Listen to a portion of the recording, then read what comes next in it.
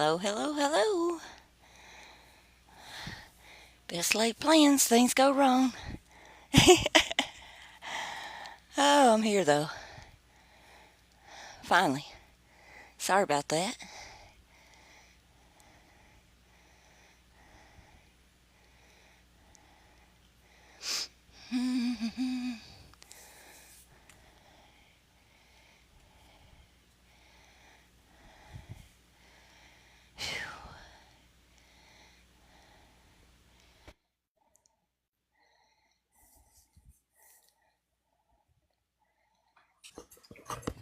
Hey guys, Hey, sorry about that. you had a bunch of us worried about you. I know, I know, A bunch of us worried about you. I know.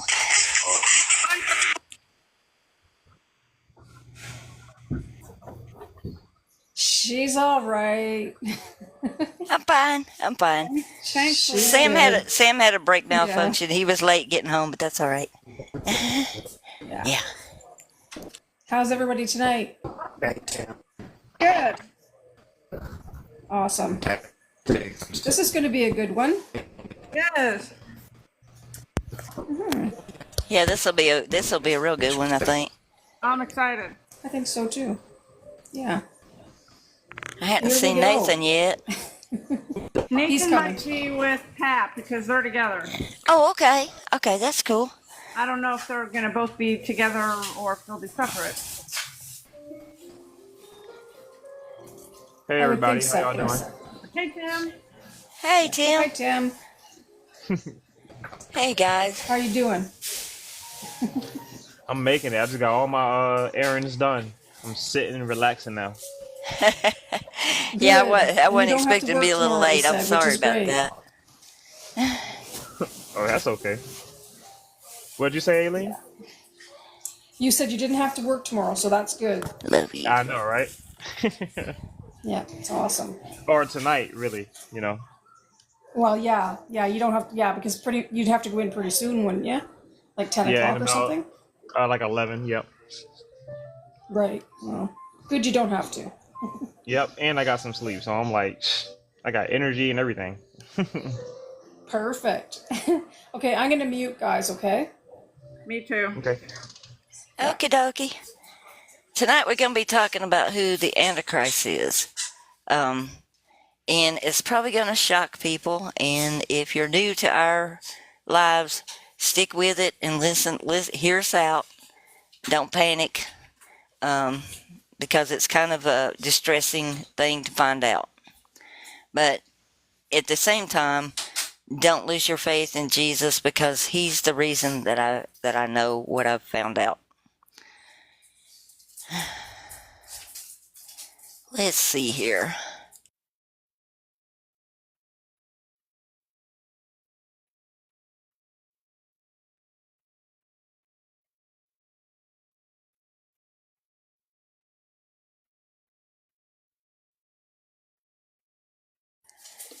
The biggest thing that's happened to us, probably the largest thing we're dealing with all these deceptions, is language. It has to do with them changing the languages and changing the words on us. It's like, it says in Genesis 11:9, therefore the name is called Babel, because the Lord did there confuse the language of all the earth, and from thence did the Lord scatter them abroad upon the face of the earth. Well, we've been pretty much devoured up with the language thing. People don't realize when Isaiah says that he's telling the end from the beginning of things not yet done, it's because they weren't done yet. Okay? And when we go to the end, Revelation tells us the fifth angel pours out their vial upon the seat of the beast, and his kingdom was full of darkness, and they gnawed their tongues for pain. Well, that word for gnawed is devoured, and the word for tongues is the language. What they did, they chewed up our languages, and it confused us. We've got an Old Testament in Hebrew, we've got a New Testament in Greek, and then I've found 4 languages in the New Testament so far: Latin, French, Greek, Hebrew, I think that's it. There's a ton of different languages, and words are like y'all see that guy on YouTube that's making such a sensation talking about how Jesus was in the garden with the little males, and the guy drops the cloak and he makes a big deal about it. Well, if you actually look at that word, it's a sidon. It means a shroud in Latin. It was a Latin word, and they're using this to cause a lot more problems than what you would imagine, because these people that know this stuff, they're going to twist it on us. Acts 2, it said, "And suddenly there came a sound from heaven as a rushing mighty wind, and it filled the house where they were staying. And there appeared on them cloven tongues like as of fire, and it sat upon each of them." Now, everybody thinks this is a good thing, and some people think you can't even be saved unless you can speak in tongues. But that cloven tongue is actually a serpent tongue. That is the specific type of tongue that snakes and reptiles have. It splits like that snake in the picture. So it wasn't really a good thing. It's like we've got two Jesuses, and I've told y'all this before, and I know it shocks people that are needed alive for me to say that, but you've got the one that breathed the Holy Spirit on them. Then you have them getting the Holy Spirit through this fire and the split tongue. Isaiah 30:27. "Behold, the name of the Lord cometh from afar, burning with anger, and the burden thereof is heavy. His lips are full of indignation, his tongue as a devouring fire." And I believe that tongue is this split tongue thing.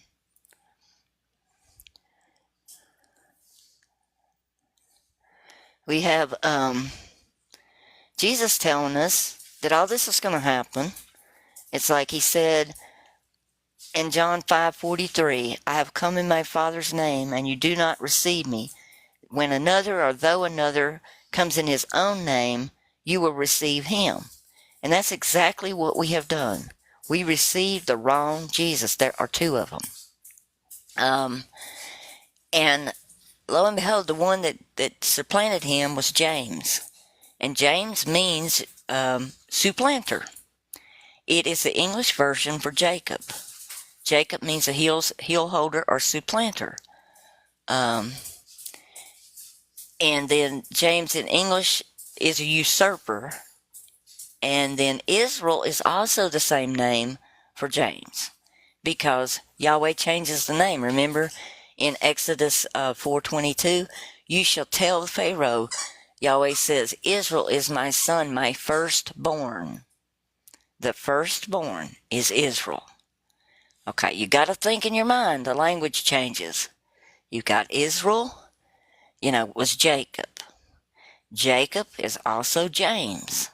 And both those names mean usurpers.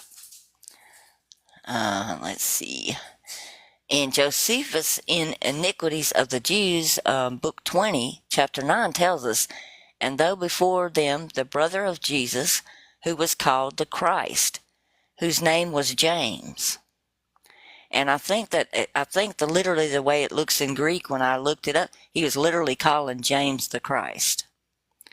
And most people think that he called Jesus the Messiah, but he actually had another person in there that he said was the Messiah also, and that was Vespasian, the one that sacked the temple. If you haven't read all of Josephus' stuff, I would highly recommend reading his books and reading his autobiography. I think it explains a lot of things. Okay, here's where I see the Jesus or Jesus means "I am" in French. I think that they actually literally put Jesus' name in French. Because if you read Jesus Christos, it means "I am the Christ." If you read Jesus Bar Abba, it means "I am the Father's Son." So I think they actually literally used the French for Jesus' name. Okay. And I've told y'all before, and when I say that the Christ one is the wrong one, it's like people always go to this verse. So I put it in here so that we can review it one more time, because we have new people every time. And it's like, it's 1 John 2:22. It's like, who is the liar but he that denies that Jesus is the Christ? This is the Antichrist that denies the Father and the Son. What they did was they dropped the letter not out of there. It's in every manuscript that I can find, every version. I can't find a single Greek or a Latin that doesn't have the not in there. And it should have read, who is the liar but he that denies that Jesus is not the Christ? This is the Antichrist that denies the Father and the Son. And y'all can write that down and look it up. Go to Bible Hub, look at all the Greek versions, then go look at the Latin.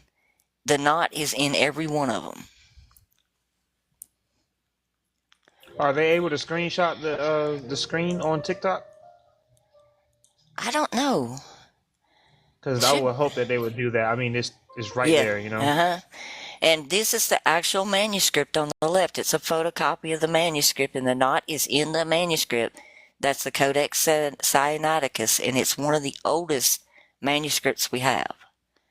So it's not just a fluke that it's put in there. Here is Bible Hub that I told you could go to. That's the where they do it up and down, an interlineary. It's in there. They even say it means not. But when you go to the English, it's not there. There's the interlineary. It's there. I put it in the little red box. It looks like an OUK would look in English. There it is there. That's a study Bible. See, studylight.org. I use that site a lot. They have really good resources there. But it's in their interlineary too. Okay, and this is going to be hard for y'all to see, but this shows the New American Standard, the Darby translation, Wyatt, Amplified, King James, World English, American Standard Version, Bible in Basic English, Wesley's New Testament, the Message, the literal translation, and the Revised Standard Version. It's in all of those that they left it out. They did not put the not in there. Okay. Most do not know, but in Matthew, when he uses Christos or Christ, it's a surname also. It occurs without the article and without the name Jesus immediately before it, which means it's functioning as its own surname and or a proper name. Okay.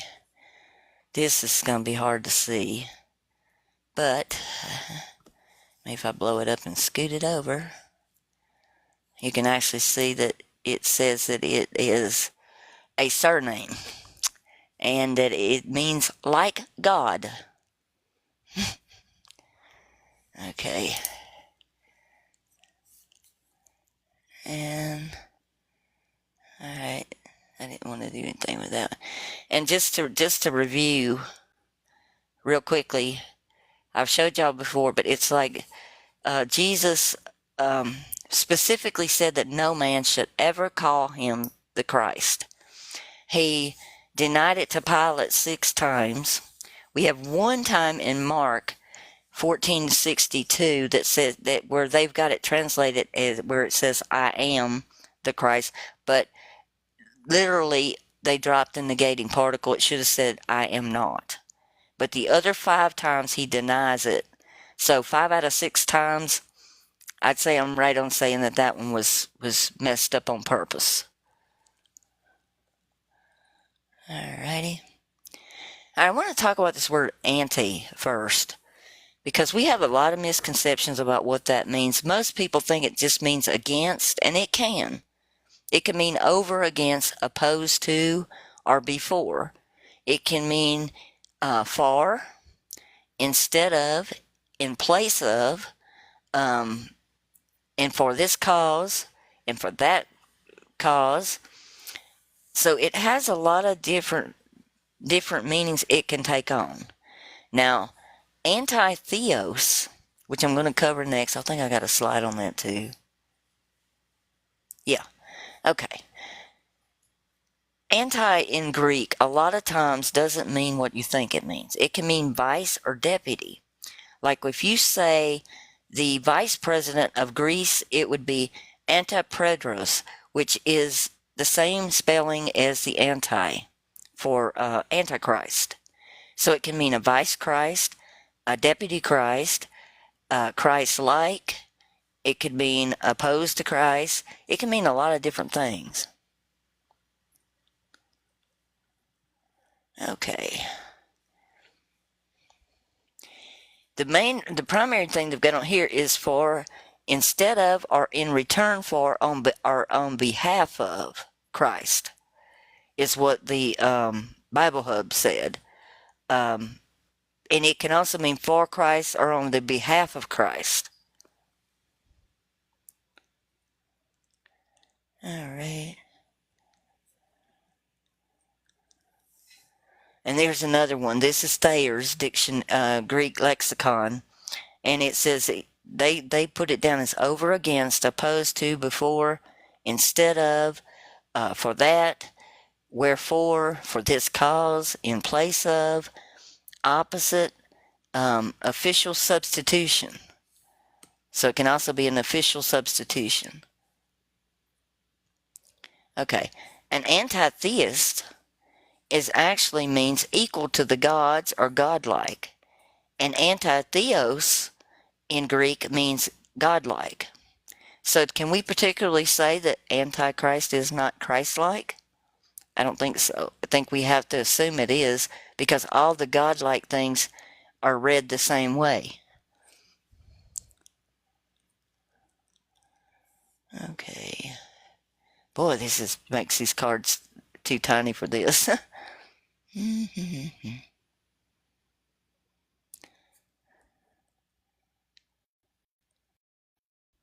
Okay. Antipadros means like the Father.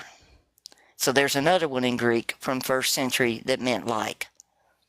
So we got anti-theos, anti-theist, anti-pedros, and all that means like.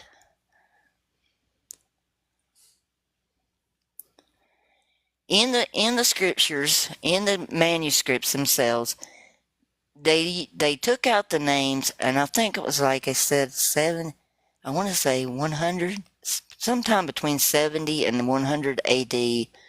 They removed the names and put in initials instead of names. And they used what they call a nama sacra. And they look like big capital letters because everything in the manuscript's in caps. Let's see if I can get this where y'all can see it. Nope. Shoot. I'll just hold it up. And see those the letters with the line over the top? That's names. And you can get a list of those if you want to go look at the Codex Sinaiticus. You can get a list of those and you can go pick out which is Jesus, which is Christ, what's Lord in there, and they've got a list, and you can tell which ones are which. And they always have a bar over the top. They have a straight line drawn over the top of the letters when it's a name. And only the important names like Lord God, Holy Spirit, I think the name Israel is like that in there. Son of God is like that. Jesus Christ is like that. Jesus is like that. Important names, not just all names. It's just the important names. Okay, you might be able to see this better. This is the actual 666, and it has an overscore bar on the top, so it means it is a name. Because anytime you see that in Koine Greek, it's a name. There's another one. I can blow that up some you can see. See that XIC? Looks like an XIC. That's the initials for Christos. And it comes to 616. That's one of the manuscripts. and it has the bar on the top. So how in the world could I come up with Christos being 666? Well, because it is. As scary as that sounds, it is, because we chose the wrong one. It's like, you know, in Matthew 24:5, and I can't drive this home enough, how people just really got to look at this, study it. It's like, for many will come in my name, saying, I am the Christ, and they will lead many astray. Well, the word for in Greek is epi, and it should have not been translated like that. It should have been put down as superimposing or putting upon my name, saying I am the Christ. He's not saying there's a bunch of little mini Christ coming. He's saying that what he's telling us is that they're going to call him the Christ, and that's the deception. And when you look at it and you take Christos and you add up the gematria, which I'm no expert on gematrias, it comes to 666. And so does Vicarious Christi, which means, which is actually in English would be the Antichrist. If it means Christ-like, then that's, or instead of Christ, like replacement for, then it's the same thing as Antichrist when you say Vicarious Christi, and that's what they call the Pope.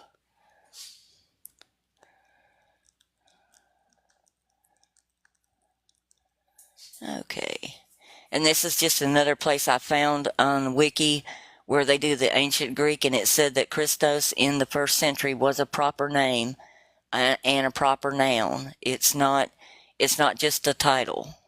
And that surprised me, because when I was researching it, I didn't expect to find that. I thought it was just a title, but it's not. It was actually a name also. Okay, and both are right. It's like 616 and 666 are both right, because one of them is on the Greek Orthodox side, and one of them is on the Italian Catholic side. It's like, and they both spell out Christos, and they both are come to the number that they spell out. And it's like both of them are the Christ word. They're Christograms for Christ. And if you look over here, the new theory, or the theory they're throwing out to throw everybody off, is that Nero is the one. Okay? When you look at that, it would have to start with that N. It's not going to start with an X. An X in Greek is CH. And you've got the big E looking thing that is spells out the middle initial of the Christos, and then you've got the big I looking thing that picks up the middle initial of the Christos also. It's like they got it covered both ways. It doesn't matter. That's a sigma. That would actually be the S on the bottom one. It's CHS S. And then on the top one, it's CHIS in English. But there's no way that spells Nero. There is no way. And I've held off on doing this for a long, long time. This research has been ongoing for me for probably 3 years of looking at the 666 just because I wanted to know what it was, And that's like, this is scary to find this out. It's like, but I wouldn't do it until I was sure. I couldn't put this out there and say anything about it till I was sure what I was talking about. And it was so simple and so in my face that it's really scary. I feel really dumb. I feel like I can't believe it took me this long to figure this out. Okay, that's just another close-up view so you can see that they do have the lines over them. In the actual manuscripts, they won't in the interlineary, just in the manuscripts. That one. Yep, that's the actual one. And this is just where I figured out the gematria of it and all that it's 666 on it, and the other one's 616. I was just looking to make sure they were the right. And we have this little clue here. that actually has come true. When I analyzed the Hebrew on 1 Kings 10:6-14, it has a lot more to do with the prophecy than I thought it did, because it said it'll come to pass a weight of scale of golden, which comes to Solomon's division of time, 166, a round loaf of bread of splendor. It's not 666 of gold. It's a round loaf of golden bread of splendor. And it's the Eucharist. It was set up exactly 666 years ago. So that just can't be a coincidence.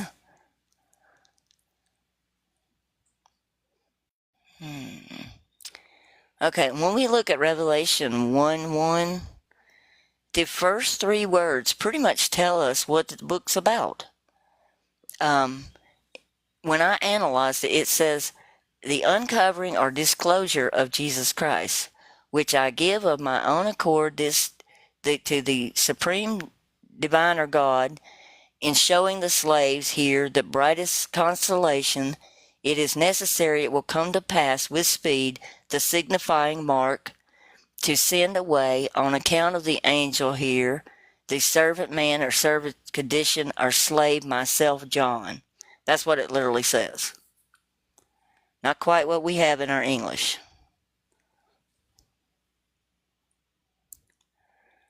Okay. And that's just where I broke it down. The uncovering or revealing or disclosure of Jesus Christ. And it says in Luke, Luke tells us that on the day when Lot went out from Sodom, fire and sulfur rained down from heaven and destroyed them all. So it will be on the day when the Son of Man is revealed. And I believe that the Christ is the Son of Man. I don't think that he's the Son of the Father. Okay. And there's going to be a mark, and Yahweh has a mark, and it's like, I was like, okay, it's like sitting there watching a Hebrew Roots guy talk about Revelation one day, and he kept going back and forth between Yahweh and Revelation, and Yahweh and Revelation, and I'm like, wow, man, Satan sure did imitate, didn't he? And the more he went on and on and on, he got down to about 20 points, and I was like, Satan didn't imitate God. God is Satan. That's what's wrong with this picture. And I was just like, it just hit me like all of a sudden that what I was seeing was, it was actually him doing this. And I'm like, this is unreal. But he said on their commandments that you'll bind them for a sign or a mark upon your hand and upon the frontlets between your eyes. And he says in Jeremiah 25:28 that he's going to give us a cup of wrath. And it's like, and if they refuse to accept the cup from your hand to drink, then you shall say to them, thus says the Lord of hosts, you must drink. For behold, I begin to work disaster in a city that is called by my name. And shall you go unpunished? You shall not go unpunished, for I am summoning a sword against all the inhabitants of the earth, declares Yahweh of hosts. Jeremiah 25:38, like a lion he has left the lair and their land, and has become a waste because of their sword and their oppressor, because of his fierce anger. Then we have in Revelation 14:9, and another angel, a third, followed them, saying in a loud voice, if anyone worships the beast and its image, and receives the mark of its forehead or on its hand, he also shall drink the cup of God's wrath, poured out full strength into the cup of his anger, and he will be tormented with fire and sulfur in the presence of the holy angels and in the presence of the Lamb. Now, does that sound like Jesus' message when he talked to us? I don't think so.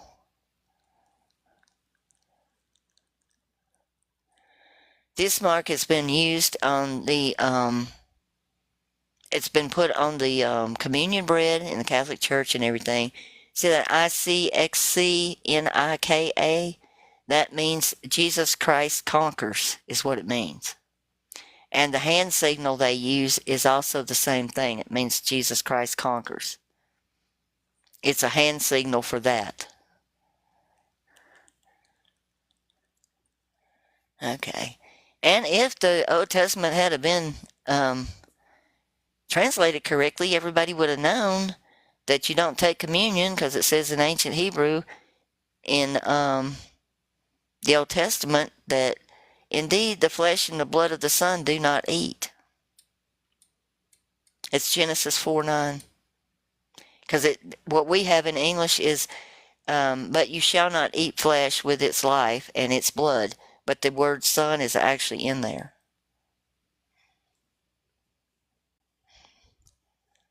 And it says son's living being. Who set all this up? I think it was the apostles. I've said before in the other lives, it's like apostolos. Stolos was the prince of hell in the Keys of Solomon. They took that out of the Old Testament. I think they did that around 1600. But apo means from, and stolos means the prince of hell. And we're told in Revelation, for God hath put their hearts to carry out his purpose of being one mind and handing over their royal power to the beast until the words of God are fulfilled. And then you have all these scriptures in the New Testament where everybody becomes of one mind. It's like Luke 14:18, and all of one mind begin to beg off. The first one told him, I have bought a field and I have to go. And then the other one has an excuse. It's like every one of them has an excuse. And we're told in Revelation 17:13, these have one mind, and their power and authority they shall give up to the beast, and these shall make war with the Lamb, and the Lamb will overcome them, because he is the Master of masters and King of kings, and the ones with him who are called and chosen are faithful ones. And he says to me, the waters which you saw where the harlot sits are the people and crowds and nations and tongues. And then 1 Peter 3:80 says, finally, ye all be of one mind, having compassion for one another, love brethren, be pitiful, and be courteous. Philippians 1:27, only let your manner of life be worthy of the gospel of Christ. And there goes that Christ word. That whether I come and see you or I am absent, I may hear of you that you are standing firm in the spirit of one mind, striving side by side for the faith of the gospel. And we know in Acts 19, the Jewish vagabond exorcist, and exorcist means one that extracts an oath. We're having people denounce the Lord Jesus and swear an oath by the Jesus that Paul taught. And the one that Paul taught was the one with the Christ word. And they set up the image. It's like, and Paul himself says he had the mark. Because it says in Galatians 6:17, now let no man cause me trouble. In buying and selling is what that word in Greek meant. And they didn't translate it for you to let you know that. For I bear on my body the marks of Jesus. And what he was saying is that he bore the marks of the mark. And he said, let everybody be conformed to the image of Christ. And it's like, when Jesus was talking about the coin, he said, whose image is on the coin? Give to Caesar's what Caesar's. Well, image, what Paul was talking about, is the same word. So they were setting up an image.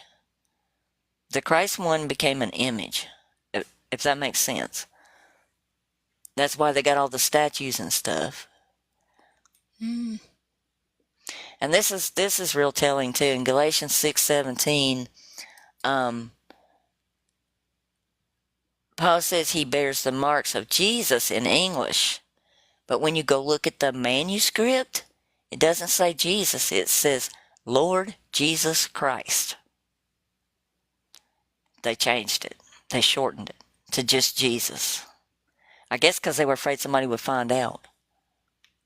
But you can look at it in English and you'll just see the marks of Jesus. And this is a whole bunch of little tiny stuff. I don't know if I'll be able to read all this to y'all in this tiny thing, but it's like all their canons and stuff that they had in the church. It says that no man might buy or sell unless he has the mark. And that was Clark's commentary, and this happened in the Catholic Church. And William the Conqueror, they had another thing. You could buy and sell, but you had to have the mark from the Catholic Church. The Synod of Tours in France, they did the same thing. And by order of the bull of the Pope Martin V, they did the same thing.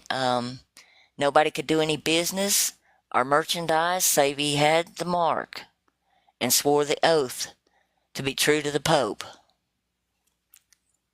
And the Pope went by Vicarius Christi, which is the Antichrist name. And then in Revelation, when you're reading that, it's like Revelation 9:19, for their power was in their mouth and in their tails, for their tails were like unto serpents, and they had heads, and with them they do hurt. The tails means a succession of persons, a line of succession. Like there's going to be one more and another one and another one and another one. Okay. That's what we have in the Catholic Church. We've had a succession of popes.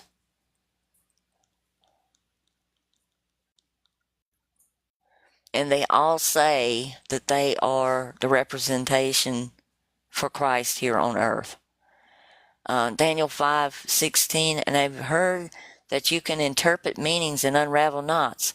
Now, if you can read the writing and reveal its meaning to me, you shall be clothed with purple and have a golden chain around your neck, and you will rule a third of the kingdom. And Matthew 13:35, Jesus tells us, I will open my mouth in parables. I will utter what has been hidden since the foundation of the world. And he sure did. And who do we have sitting up there now? Peter the Roman. That's what Pope Francis calls himself, as Peter the Roman. And like I said, I think the Son of Man is the one that is the Christ one. Because in Daniel it says, and so he came near where I stood, and when he came I was frightened and fell on my face. But he said to me, understand, O Son of Man, the vision is for the time of the end.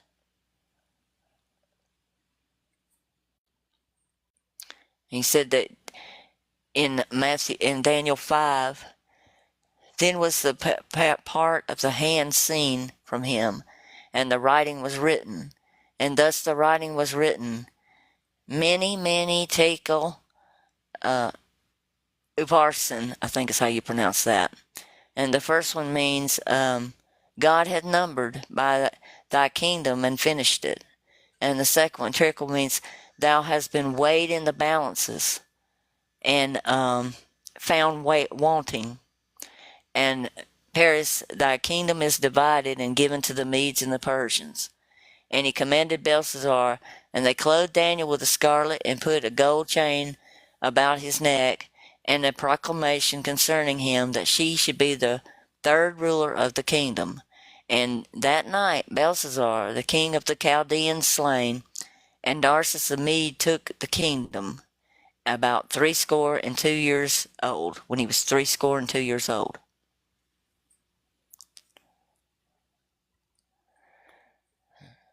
Revelation 7:9. This describes what we see.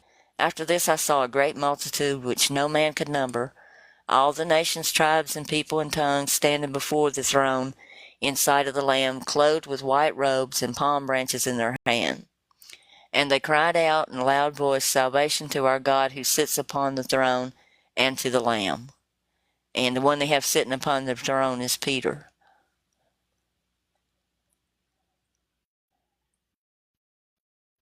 Okay, here's where I found the stuff about anti and vicarious are the same words in English. Thus, vicarious of Christ, or vicarius Christi in the Latin, is Antichrist in English. The Pope bears the title of Vicar of Christ, vicarius Christi. A vicar is a representative or a deputy or a substitute, anyone acting in the person or agents of the superior. It's like in English, it specifically means vice or deputy, which is exactly what anti means in Greek. And it's passed down in the church from one to the other to the other. And here we got over here in the ancient Greek, it says it meant vice or deputy, and we know that the vice president of Greece is called an anti also. Okay. In Revelation 13:1, I saw the beast rising out of the sea with 10 horns and 7 heads, and 10 diadems of horns, and blasphemous names upon its heads. And the crown, of course, and it has vicarious fidel on it, which means substituting for the place of the Son of God. And it comes to 666 also. All right. That's just where it figured up the vicar of the Son of God, the captains of the clergy, the vicar of the court, the Roman man, the Roman kingdom, the Latin king, the Italian church, the apostate to the rebel. All those all come to 666. All the titles for their organization. And that's just where I was doing more, looking at the lettering. And this is the documentation I found on the bread being the sign of the cross. And that symbol that they stamp on top of the bread meant Jesus Christ conquers.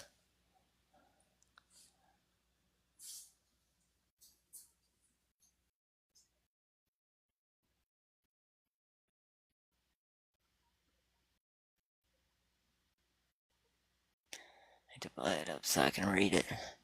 The Greek name Genos is comparable to the Father or worthy of the Father. So it would be like the Father. So you've got another word there also meaning Father, and anti being in front of it and it meaning like. And that came from behind the Bible name place.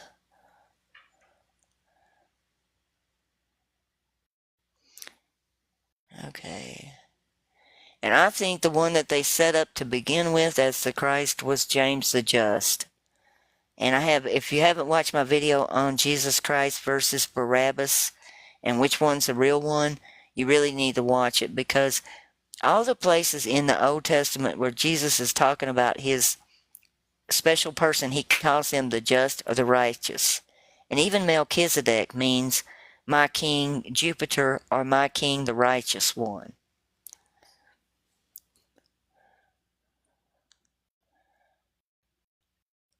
And Isaiah 56:1, and says Jehovah, keep justice and do righteousness, for my salvation is near to come, and my righteousness is to be revealed. And lo and behold, righteousness in the Strong's is H66666. Go figure that. And my righteous or just one is H6662.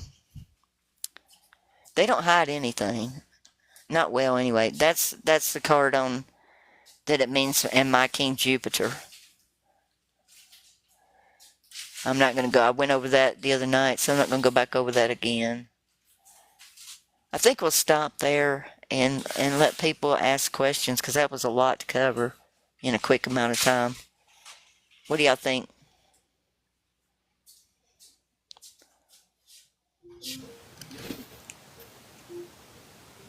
You want to go first, Abba's daughter? You unmuted as well, or child of Abba? Go ahead, Tim. Yes, someone can come up. Okay, Sounds I good, always Governor. write a little bit of notes for things that I heard you say, for things that just popped up in my mind. But if somebody want to come up and talk first, we can do that. Yeah, that'd be great. And I have This is in the files on the Discord site too. If anybody wants to look through these slides, they're in there. Yeah, we got one person in the comments says, I don't think he's ready to come up and talk just because he's not going to be too productive for the show, but hopefully he goes watch the videos. But where is it? Oh yeah, when you were talking about the split tongues earlier in the live, it brought me to I think I told you guys yesterday about the NASA's logo being a split tongue as well, like the little red stripe in it. Oh yeah, I remember The that. vector Yeah, symbol, and the yeah. word NASA means to deceive as well. And it kind of reminds me of a lying tongue, like you say one thing and then you say another, or whatever. Just thought of that, and then with the white horse of revelation, when you were talking about how the Christ is coming to conquer, or his name means like to conquer. Right. The XC, what was it, XCS? I think it was. Yeah, and that Nikru they put on there that means conquer. The the the first part is Jesus Christ, and the bottom part is conquers. Yeah, yeah. And the white horse of revelation, I don't know where I got it from. I just remember it. Plus, supposed to meaning deception or something like that. Um, and I mean, apparently that's the Christ right there. The white horse of revelation. It means deception, and it means to go forth and to conquer or something like that. That's what I heard in the research that I've collected over the years. But yeah, it Well, just all it, makes it, sense. it says it's named the Word of God, and that's the Old Testament stuff and all the evil stuff that Yahweh does. And his number also is 666, but I think they're one and the same, really. I think he just sifts people. Yeah. And I have a theory about how James ended up not being the one on the throne seat because I think that they unalived James and took his place. I might be wrong about that, but I'm still researching it, but it's looking that way. Because I wondered how he could be the righteous one or the just one, and then Peter end up being the one sitting on the throne. Hmm. And also, you brought up something about like they all have one mind. Right. Yeah, I think it was like a bunch of Pauline people saying it.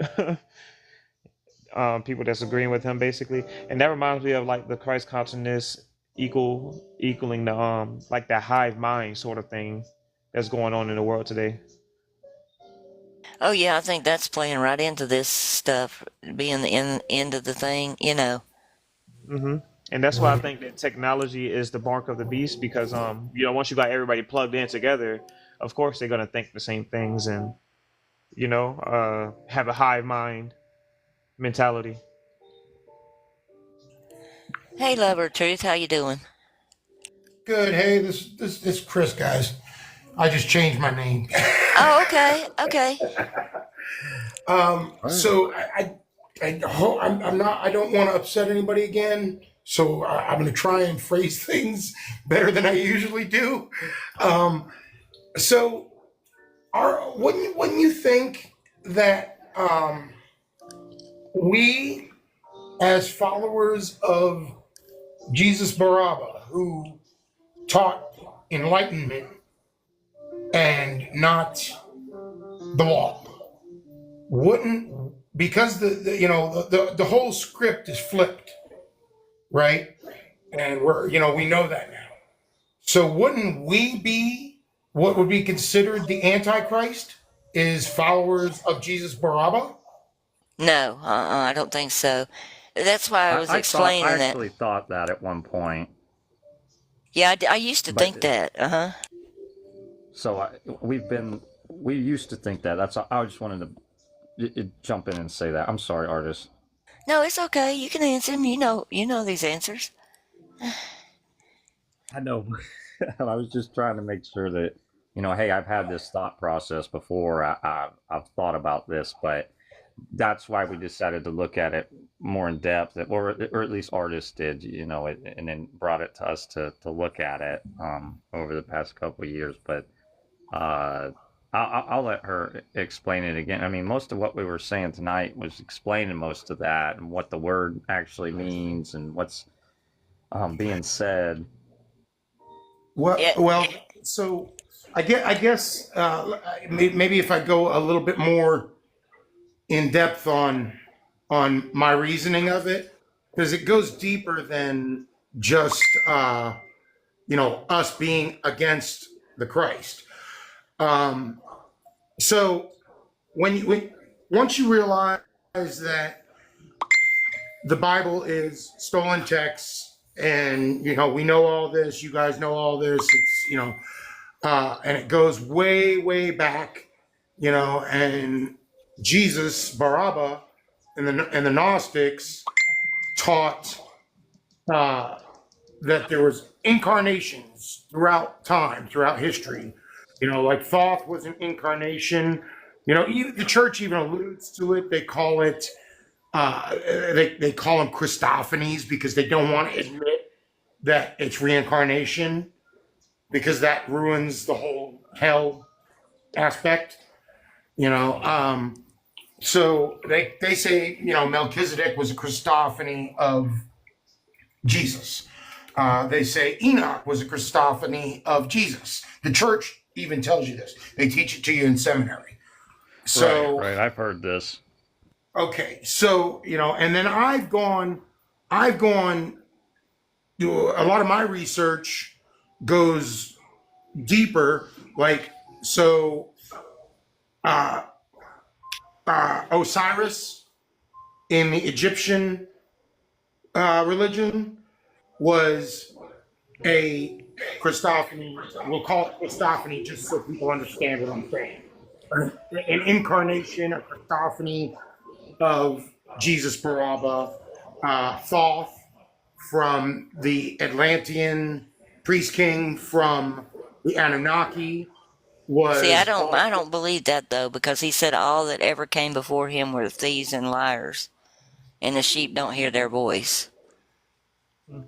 And he said it in such a way because in Greek it's But actually all whosoever that came before me. I think what he's saying though is they've tried to edify or have this Christ type figure before in other, Right. like with the Yeah. virgin birth stories and the is that what you're saying, Chris? Similar. So how do I? All right. But Let me- they're still thieves and liars in your view. Is that what you're saying? No. It's so.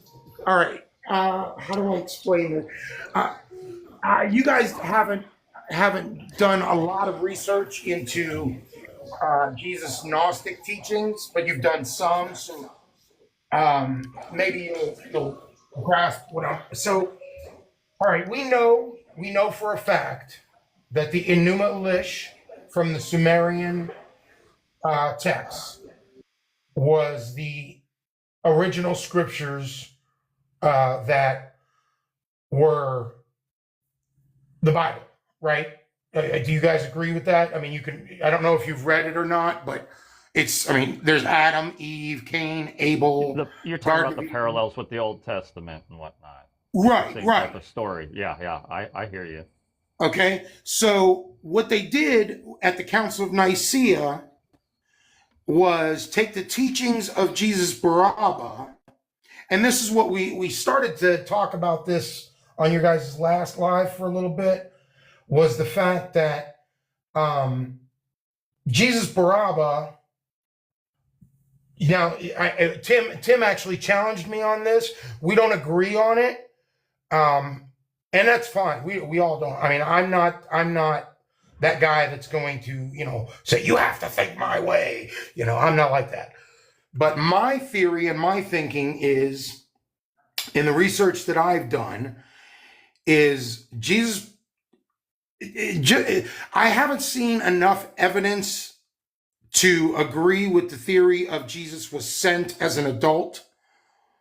All right, I've done a little bit of research into it, but I can't seem to find a lot backing it up, except for the fact that it was, it says he was sent, and it doesn't say born. Okay, so I can't, unless I have, You know, You have Jesus' statement that when he says, of those born of women, none is greater than John the Baptist, but the least in heaven will be greater than him. It's like that would throw hold Jesus on, repeat out. that. Repeat that, please. Of those born of women, none is greater than John the Baptist, but the least in heaven will be greater than him. Where would that put Jesus? Ooh, ooh, now that backs it And up. That and I gives got me. another one for you, Chris. And this one is not really a scripture one. This is just, just like meditating on the thought and taking it further and, what I'm saying, playing it out kind of deal. Right, So let's say he was sent as a baby, right? right. Well, like that means that he would be dependent and need parents. And Uh, if there's a fake that's already here and he has parents, and you know what I'm saying? Like, yeah. Okay. Okay. Okay. you see, That's giving me a little Because more to it go is it on. is it is the only begotten, which means monogene, monogenetic of one gene, not born of a woman. So Right. I we knew have that. so yeah, Oh, but wait a minute. Question for you, Nathan. Would yeah, go that ahead. mean?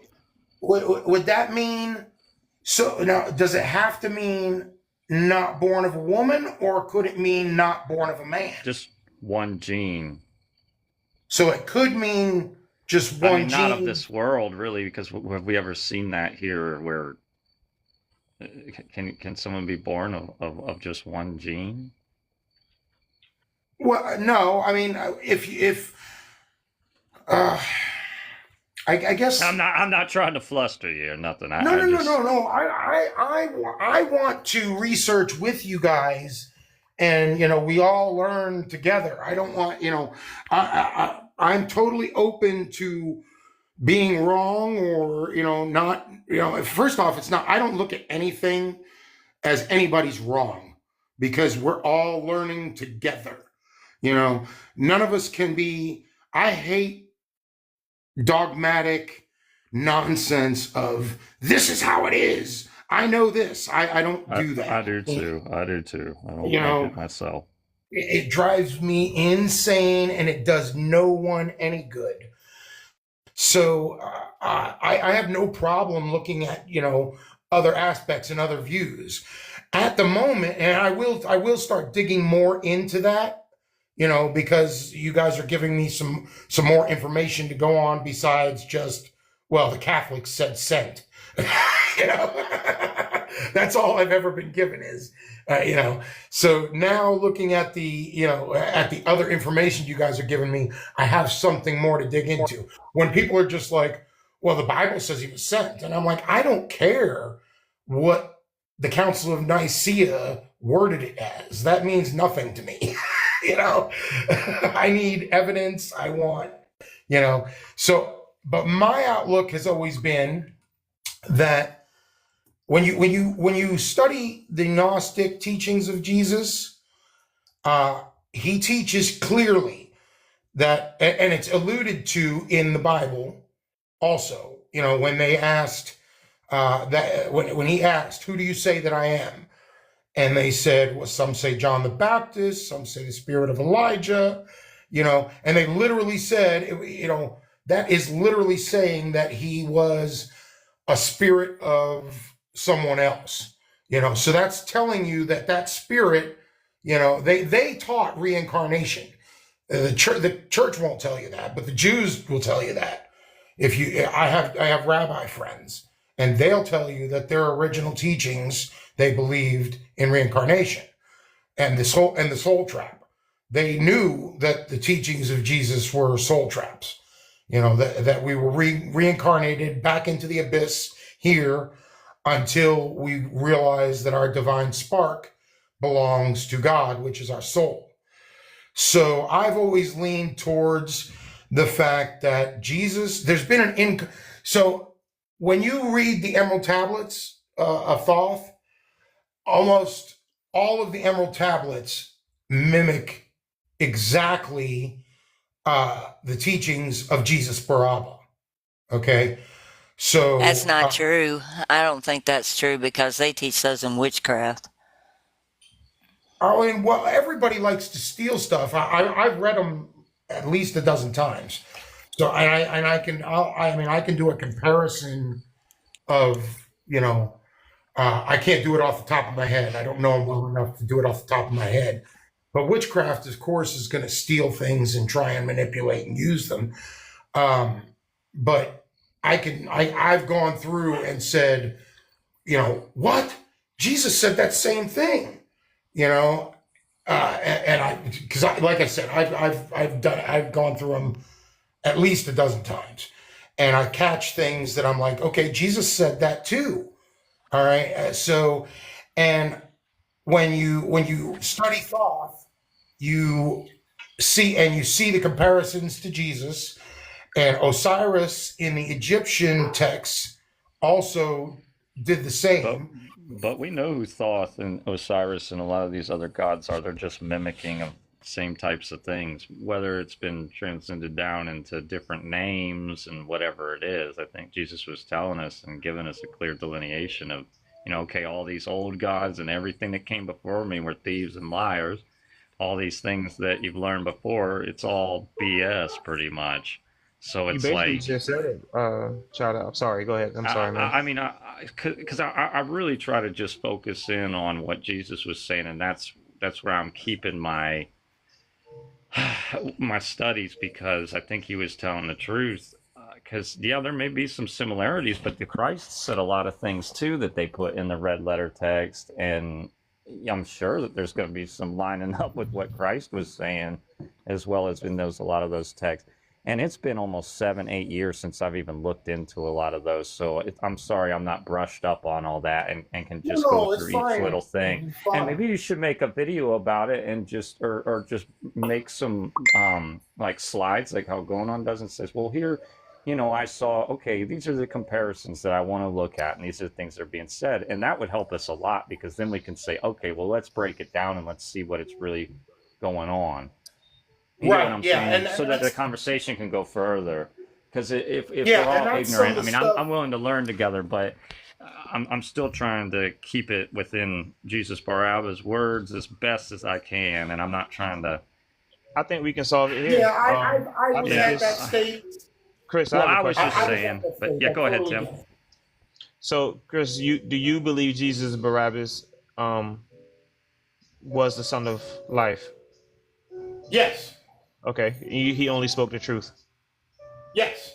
Okay, is Thoth a person? Well, no, he was He's an individual, though. Anunnaki.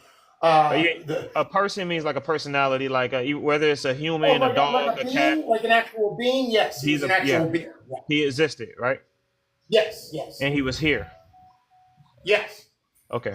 Yeah, 250,000. So if Jesus Barabbas is not a liar, and he is the son of life, and he said all that came before me was thieves and liars, he didn't say no. It was except one guy. You know what I'm saying? I think that includes Thoth. But do we know that was Jesus Barabbas saying all that came before me were thieves and liars? Or would that have possibly been Jesus the Christ saying that, trying to keep us from realizing the truth of the reincarnation that Jesus Barabbas was teaching? And that would be a good argument. Don't get me wrong. And that's why I like doing this, because we actually going down the road. We moving the debris off the road and seeing where it leads, right? Right. Yeah. And I'm glad that I want to be able to talk about these things without upsetting anybody. Yeah. No, you're good, brother. So, but there's times where the Christ, he already, and this is what I noticed in the scripture. Whatever that Jesus Barabbas goes through, they're showing you an example of what Jesus Christ did in that same situation.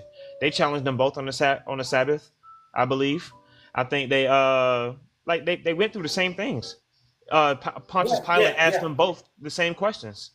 Okay, so and let me see how to word this. I'm sorry, give me 1 sec. No, you're fine, brother. You're fine. I'm just glad that we can talk without everybody getting mad and No. That's what I'm worried about. I mean, and I'll be going into so I just unlocked my live today, and now I'm able to do mine, and I want to make sure. I was talking to Jackie earlier about it. I want to make sure that we don't conflict, Yeah, our yeah. lives. A lot of No, us, yeah, you're good. so I want to make sure that I set mine up at different times than you guys do.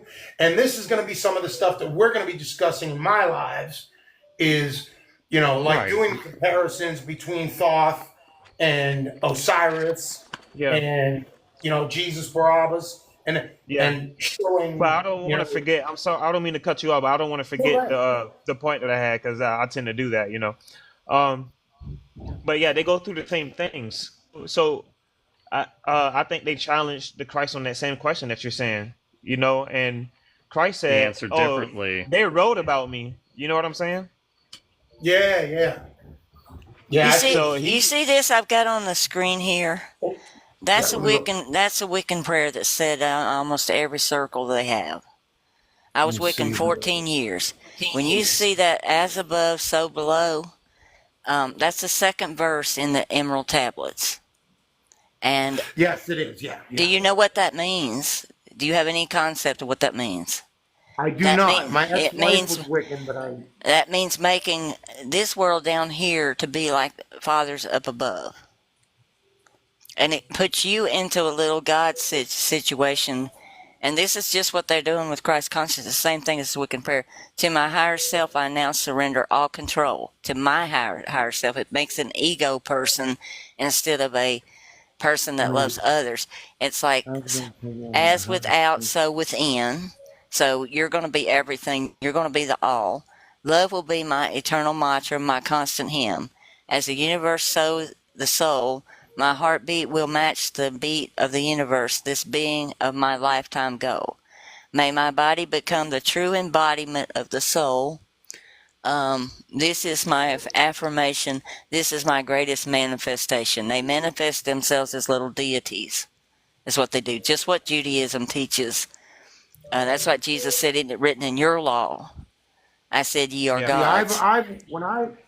when I heard that, when I read that in the tablets,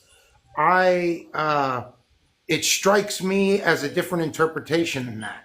And the reason it did was because so we know that Jesus said that our Jesus said that I'm just going to start saying Baraba because I that's hate right. saying our Jesus and trying to explain That's what which we one we're say. It's talking about. fine. Yeah. So when Me. when Baraba said that the kingdom of heaven was within us, and know ye not that you can look under a rock and here I am. You can look behind a tree, here I am, and he said, don't know ye not are all gods. And what I always took that as was the teach, and this is why when I read that in the Emerald Tablets, it struck me as so when you start studying the Gnostic teachings of Jesus from the Gospel of Mary, I think it is, he teaches that Oh, actually Mary teaches Mary Magdalene, but Mary Magdalene teaches that there's a fractal. Our soul is actually a part of the God source, and Jesus Right. said that. Well, Do you remember you we had know, this conversation the other night? Were you here for that? I'm not sure. Was that the one? Was that the live I was in with you guys? It's a point that Josh was bringing up that we were combating him with, Oh, I can't. making Josh the little goes. mini gods.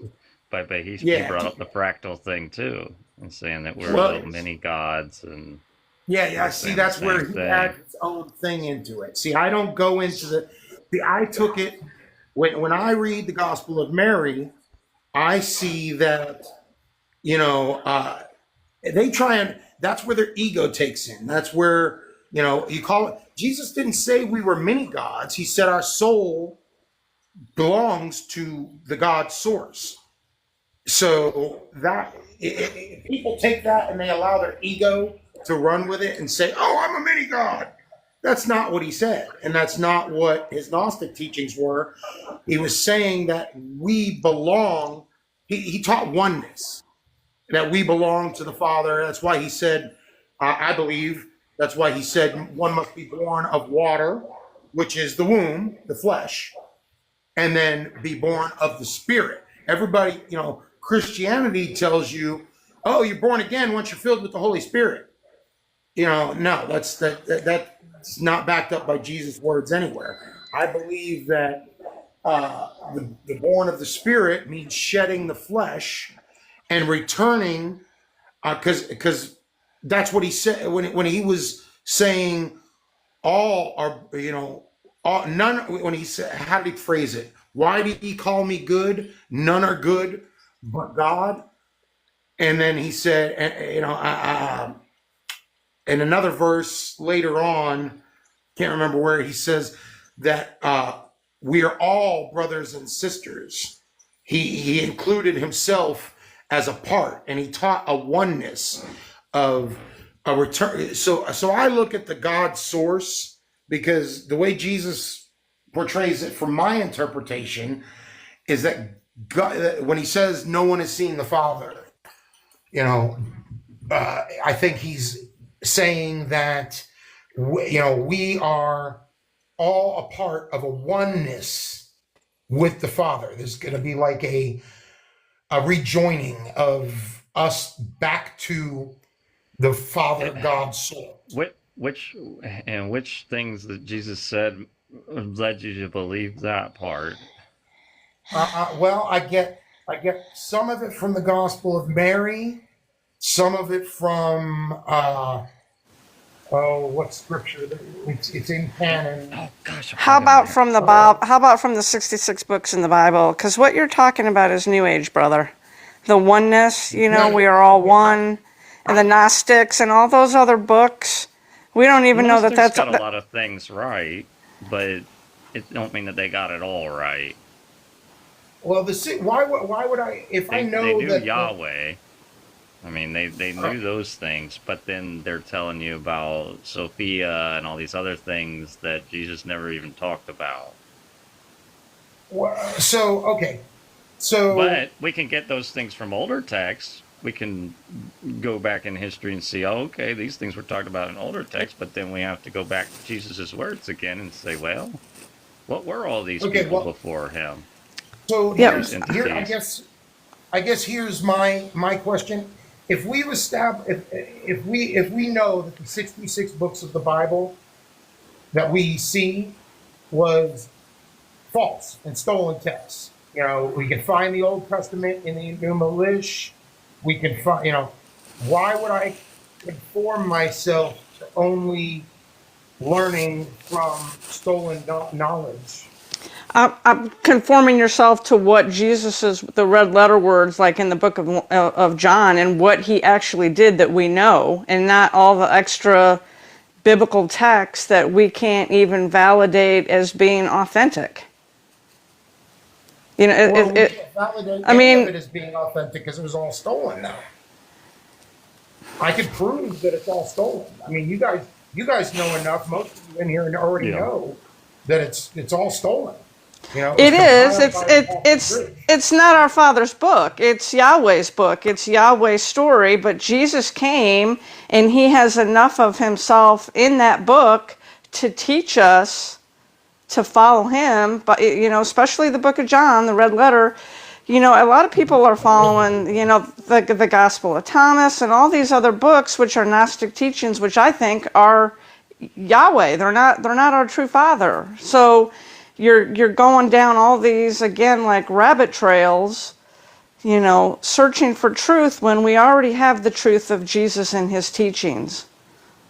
Yeah, but we have simple. It's very simple, exactly.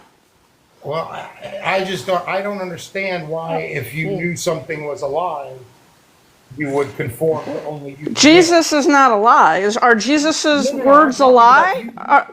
No. You're misunderstanding me.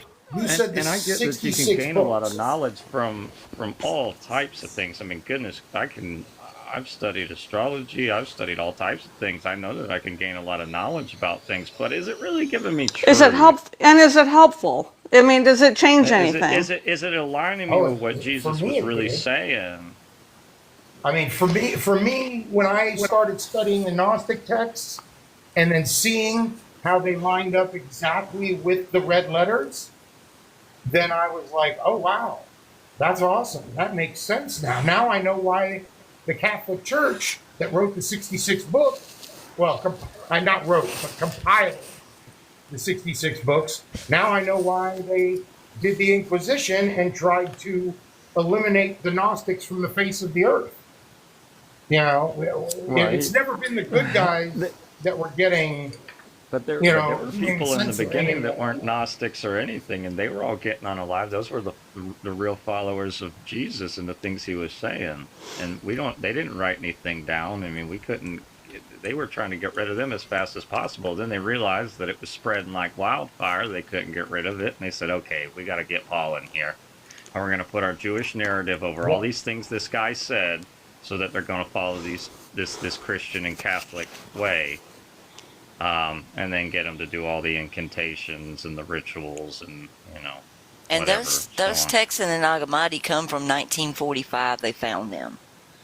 It's like yes, yes.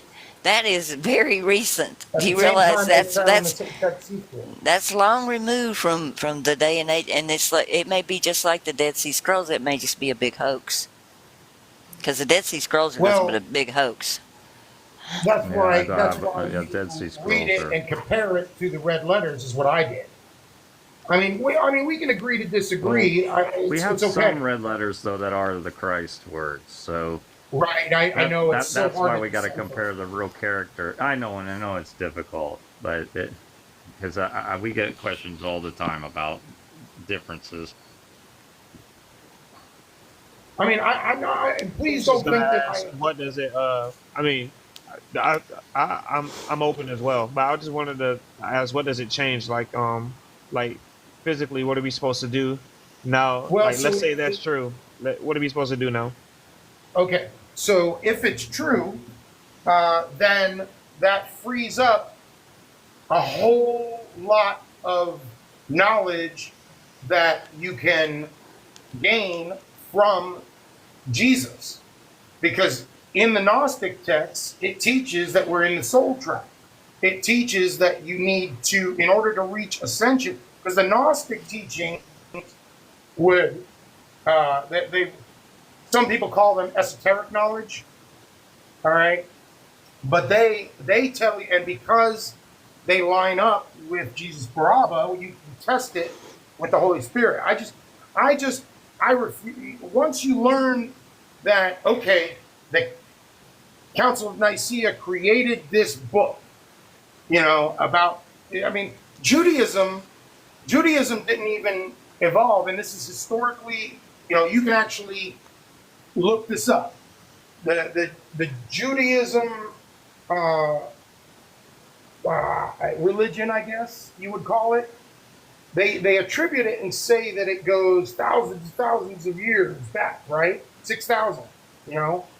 But when you actually do the historical research, there was never any Judaism before 300 CE, BCE. So they invented Judaism at 300 BCE. You can historically find that. Well, I was just saying.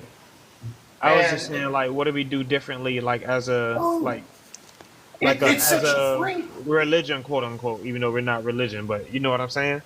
Yeah, okay. All right, so by accepting it, then you're set free to study and look other places besides, just like my journey started with the Book of Enoch. My whole journey for truth started with the Book of Enoch because I was like, okay, Sure, wait a minute, the you Book can of know things Enoch about is history still and in, it's still in the Ethiopian Bible, so it's okay to read that. I don't care what the church tells me. So then I read the Book of Enoch, and yeah, I we was like, get oh, that. and that freed me Yeah, to probably read going to tell you a Enoch. little bit more about history, tell you a little bit more about the Jewish religion. Right, right, Isn't right. he called the Christ in almost all those books, though? No, actually, they don't even they use the name Yeshua, and that's it.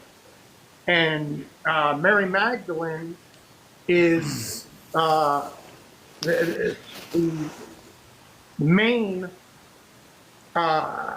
apostle. I guess in the Gnostic text, it does away with all that nonsense that Paul does about women don't speak. How dare you? Yeah, we know Because that's Mary wrong. Magdalene was Yeah, amazing. He was one of the because most gifted apostles of all of them. But apostle And isn't a there's good thing Yeah. because they thought apostle he was just insane when he called them that. well, yeah. Apostolos Well, in is the not Gnostic good. text, there were. Oh, go ahead, Nathan. Sorry, I didn't mean to interrupt No, you're not. I just was saying what I was saying. you. So in the Gnostic teaching, there were 12 women apostles and 12 men apostles. All right, and they all work together, and it teaches the divine feminine, which is Sophia, which would be the Holy Spirit. I mean, if you, I don't, we don't have to I talk know that about this here. If you I guys know don't they want to. say I don't these want to things. upset anybody. well, I was just saying, I don't think It that just it it's if frees. it's not. Well, I just don't think if it's telling us to do something differently within. Because I understand that okay, we can go look there, but if someone's too afraid to look, I think that what they have is sufficient. I think what we have in the Bible is sufficient, even though we know that it's Yahweh's book mostly. But Right. that's I all I mean, was the wondering. message is pretty simple. It's like he didn't say, "Oh, you got to study and reach out to all these texts and study your whole life, Yeah, and then you're going to finally get it." No, it's real simple. Yeah, the truth that we're uncovering is very basic. It's very simple. It's just that we've been shrouded with so much deception that it's like we're reading it in this whole Christ way that the churches have taught us. because you can't blame people for being afraid to continue to step out so far outside when the world is surrounded with deception. So, I think what we have is sufficient if it's not telling us to do anything other than what Barabbas told us to do in the scriptures. You know, if someone don't want to pay it any mind, I don't think it's a problem at all.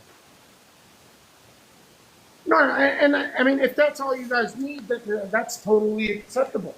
I just I try and reach people that are like Josh. Take Josh for example, who goes into he's just a people pleaser. Whatever's going to get him likes and views, he's going to say he's going to do. Get that? So and I'm trying to reach the people that people like him are trying to deceive, and they like the whole, I'm a little God theory. Well, if you can actually show them in the Gnostic text that no, you're not a little God, but you are a part of God. You are a soul that belongs to the Father. So We're not gods. so That's we're gonna not. clean our No. cup and we're gonna No, clean it's not ourselves what from the it's inside and we're gonna This is the I'm same just stuff saying that we're not Joshua was God. teaching. We're not it, God. it I literally just said that I don't agree with Josh. We're not no gods. uh, We oh, are a fractal of the source of God. I We don't our call I soul don't is a call him part. source. That's New Age too. That term source is New Age. It is not the Father Jesus Bar I don't Abba. know. It's extremely pagan. It is. Okay, I'm not here to argue. I'm just giving you. I'm fractals. posing other views. You see, Oh, we know this the is why I views. didn't. I mean, oh We yeah, know we I those know. didn't want views. anybody to get upset. Exactly. Well, Oh Source well, is obviously you you not. know. don't if you don't know that Jesus spoke in Gnostic texts, and the church unalived everyone that dared read them. But the Gnostics tried to I make mean, sense of all the never in pagan things history. that they knew. So they're like, okay, they were doing the same thing, kind of like, well, the church was deceptive. They were trying to align with not. I don't think they were trying to really align with Jesus' words. I think they were trying to put on top of because people weren't going to ignore them. But the Gnostics, the reasons that they Yeah. were unalive is because they were exposing things like, well, Yahweh's the devil, and then yada yada. But they were trying to make sense of all this pagan stuff that they had learned, and then they were trying to match it up with Jesus. But it's just another way and another outside thing coming into the teachings again. Once again, yeah, I get that they got unalive. A lot of people have, but it's still like nobody wants to just listen to Jesus. It's like everybody's got to be like, well, I read this and I read that. And I will be honest, because when Going On brought this up to me and she was bringing up the two Jesuses things, I was studying a lot of other stuff. And I was like, well, nah, I'm going to just keep studying because I got to know for myself. I got to know for myself. But it all just keeps going in this endless, infinite circle of, well, I'm back where I started again. I'm back in some Yahweh BS. And then it's like, so I'm just like, I get tired That's what of it's all that. done for, is to send you right back into that loop. But And it's it's like so deceptive. you got I stuff mean, all of a sudden cropping up in 1949, and it's like, whoa, wait a minute. It's like, any little thing to just say, oh, yeah, hold on here, hold on here. yeah. Maybe It's you're like not it's just right. awfully suspicious, the timing of when all this was found. Yeah, everything happened within like a 10-year span. It was, between But Israel being reborn as a nation, the Nag Hammadi being found, the Dead Sea Scrolls right. being found, the I have a creation very of the close friend of mine that's like heavily into Gnosticism. He reads and studies it all the time. He's always talking to me. I get on the mic with him and stuff. Sometimes we talk, and I'm like, man, you know that this stuff is all just what they were trying to make sense of and trying to just key it in with Jesus's teachings. It's really no different than what the church was doing. And yeah, they were at odds and people got unalived, but it's still just like And I don't most of think the that books were written by anybody. apostles. That right Yeah. there turns me off, right there. Mm. Knowing what the word Oh goodness apostle gracious! means now. Calm down, dog. It's, and they were the ones that betrayed him. Yeah, that's true. That is true. But it was there's there's other. So the Nag Hammadi has tons of books in it that weren't written by the apostles. The ones that got famous are the Gospel of Judas, Gospel of Thomas, Gospel of Mary. But there are, I think, something like 37 books in the Nag Hammadi. Yeah. I think it is. I think it's 30. It's 30 something. I can't remember how many. Yeah. But we don't. I don't You're want right. to upset anybody else. So I'll just drop No. the subject because It's okay. And I appreciate you, Chris. I I appreciate mean you. well. I'm just. No, I look know, at it as- and I get that everybody is where they're at and where they're studying. Because if you had tried to talk to me 2 years ago, I would be talking very similar to everything that what you're saying. Because I was studying astrology, I was studying a lot of other things outside of what I was learning in the Discord group. Because I just, I don't think this is all everything. But then the more and more I've gone through life, I haven't felt any real change. I haven't felt any real anything in my whole life ever. I've never had any, like, all these people talk about these crazy experiences they have and things. A lot of that has never happened for me. But I have always talked to Father, and I'm like, well, just show me the next thing. Just show me the next thing, because I can't do this on my own. And I want to ask you, like, when you're trying to seek knowledge and you're trying to search these things out, because I know it's hard and there's so much deception out there. Or do you talk to Father and say, hey, you know what? Like, I'm limited. I'm a human being. Like, give me the next step. Show me the next thing. Like, are you open to that? And do you talk to? Okay. All day, every day. All day, every day. That's actually Okay. so. This is my history through all this was I never even heard of Gnosticism. Okay, I got into Enoch and was realizing flat Earth, and then as I was studying Enoch and realized the comparisons of. I Go was ahead. gonna say one thing, because when artists brought up to me that Yahweh was potentially the devil, right? This was years ago. The first thing I did was like, well, who else talked about this? Who else knew this? If this is true, where can I find people that would say these same things? There has to be somebody in history. Well, there is. There's a lot of people that said that. Right, and that's why I started. I'm saying a long time ago, I was looking into a lot of Gnostic texts because I was like, well, these guys had to have a better clue what was going on. But then the more and more I got into the Gnostic teachings, I'm like, gosh, man, this just is really tying back into these older pagan things that they were trying to make sense of everything. And then I'm just getting further away from what Bar Abba is really just saying, which is so simple and it's not that complicated and it's not all this. Now, granted, I get that you can gain a lot of knowledge about this place that you live in the below. You can understand the whole construct, how it works, the stars above you, all these things. And you're like, oh, I'm gaining knowledge, I'm learning more. But it's like, is all that necessary for what he was really trying to tell us? I mean, because if he thought that that was necessary, he would have told us.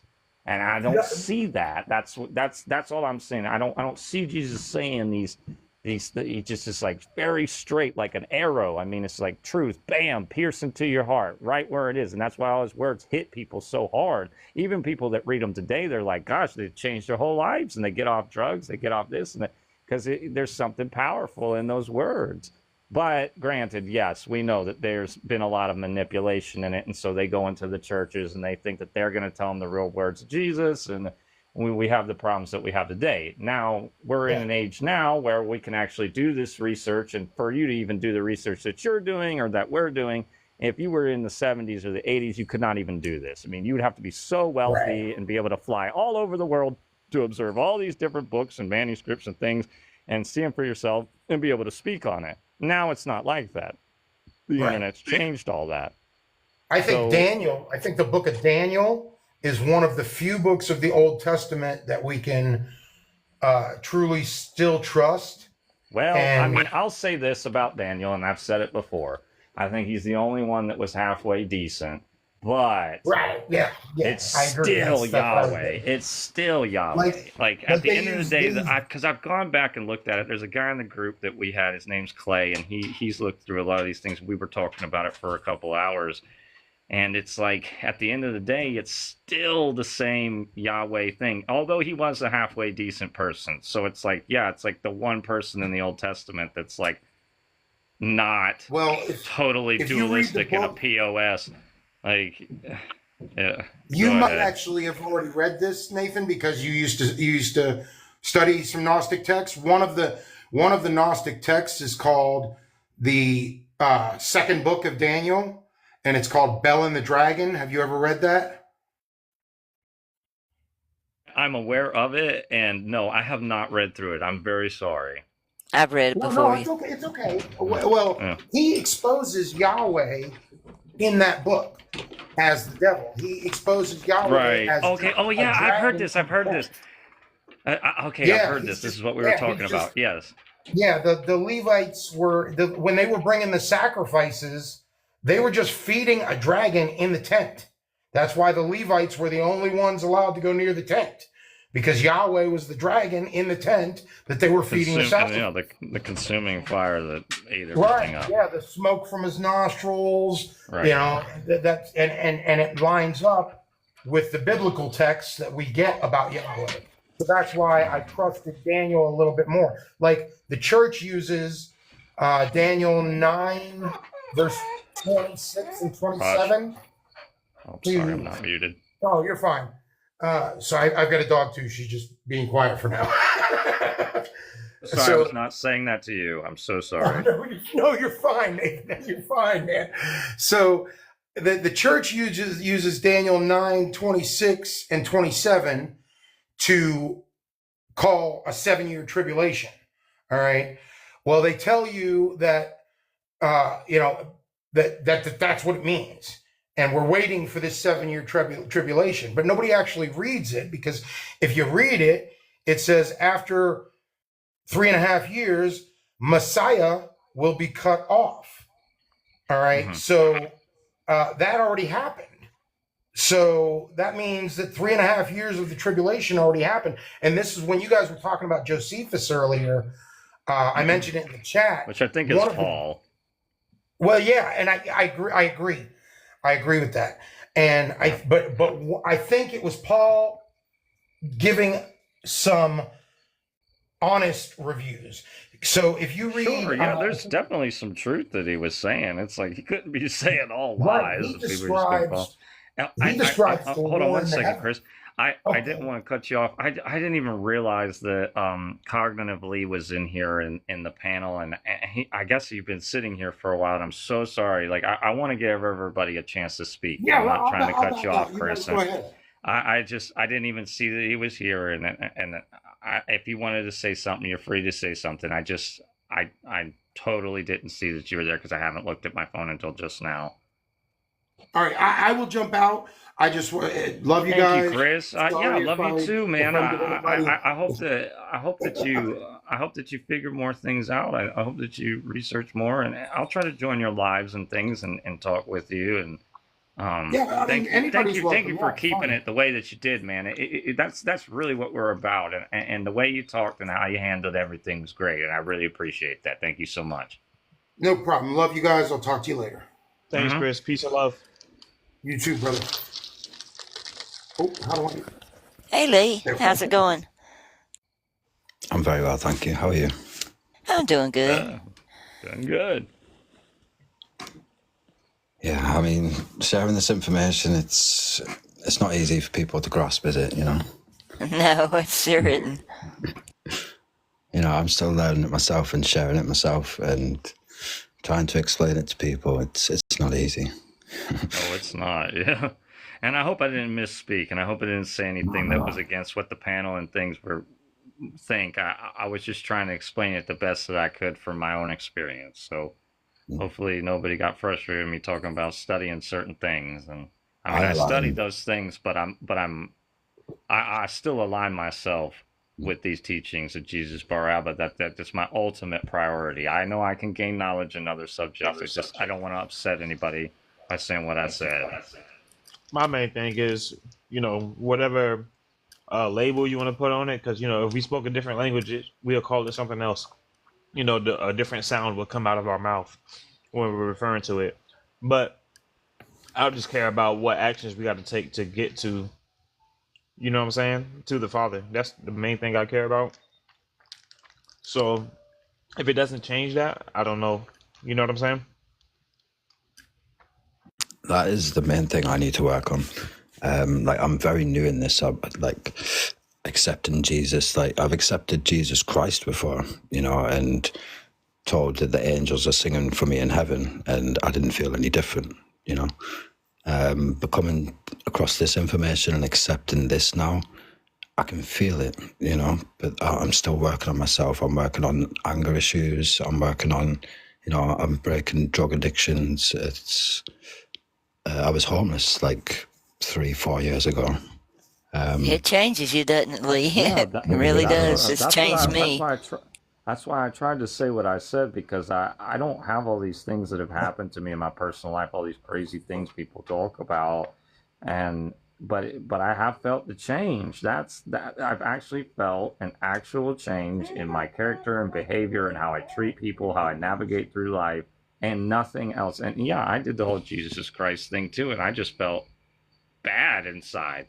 And even before that, I did the Torah observance, and I felt even worse. So it's like, I think Father calls us and he pulls us out of these things. That's why I try to ask people, like, hey, do you talk to Father? Do you ask him for clairvoyance? Do you ask him for these things? Because it's like, we're only people, man. We can only know so much. And I think this message is just really super simple. It's not that complicated, but they have overcomplicated it so much that people cannot understand it. And then when we say it so simply, it's alien to them. And I'm sorry, I'm not going to talk anymore, but I'm trying to. I do feel that the first go round in Revelation happened in 70 AD, and that we are now in the little season, so to speak. And it's like they're trying to recreate the entire book, and it does line up. It does line up. I absolutely believe that. I think we're somewhere here, like Revelation. We just don't think that everything happened because there's people that believe certain things about 70 AD, but it's like, but everything didn't happen. Only some of it. Yep. So I can get down with the 70 AD people and say, okay, yeah, I agree, but like, what about this, and this? There's other things. Like in So, Daniel, they think that the Ancient of Days is something great. And if you actually look at the word for ancient, it means old, removed, antiquated.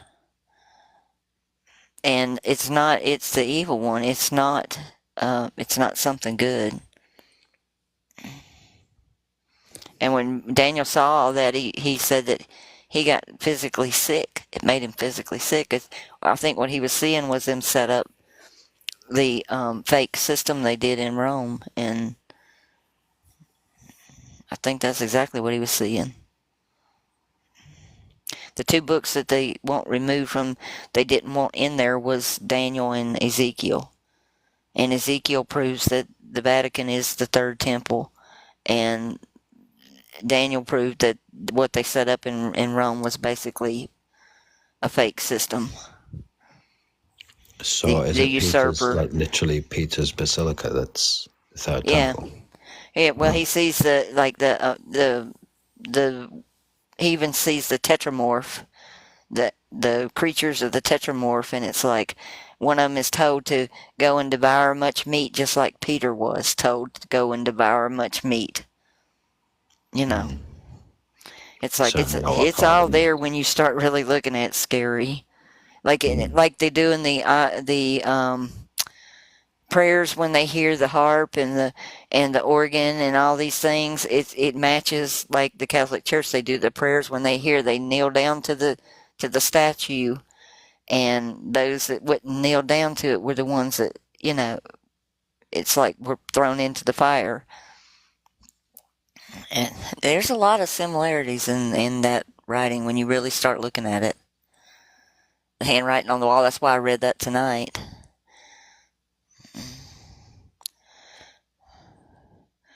And I wish I had time to analyze every verse, but it's just so much work. Absolutely. I worked on one verse all day long, and I'm still not done. Can I ask what verse? yeah. Today, I've been gnawing on it for like. It's the one where he said he only came for the lost sheep of Israel. And there's actually two negatives in that sentence, in that verse. Right. And they've only put one in there. So I've been sitting there twisting at it and looking at it and looking at it.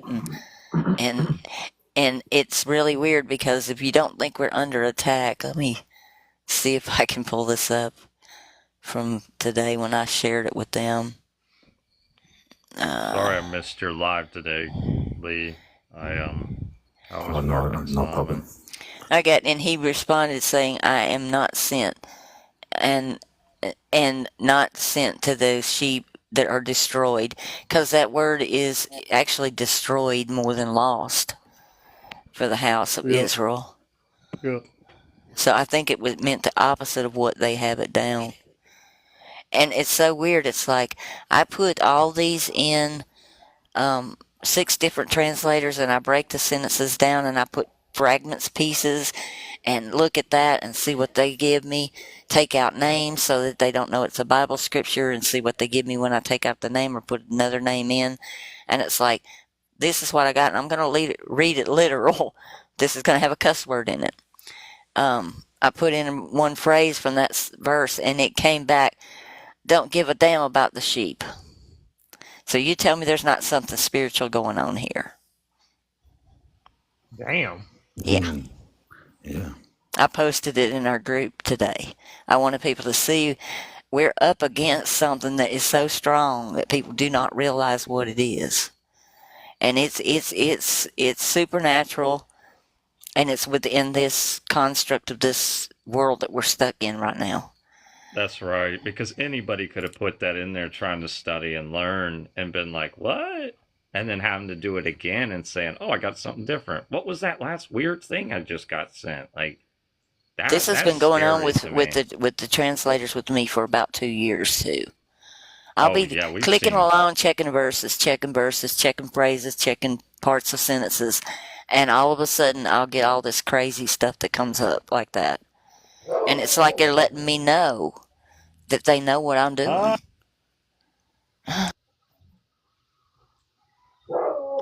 Oh yeah, they know. So, they know.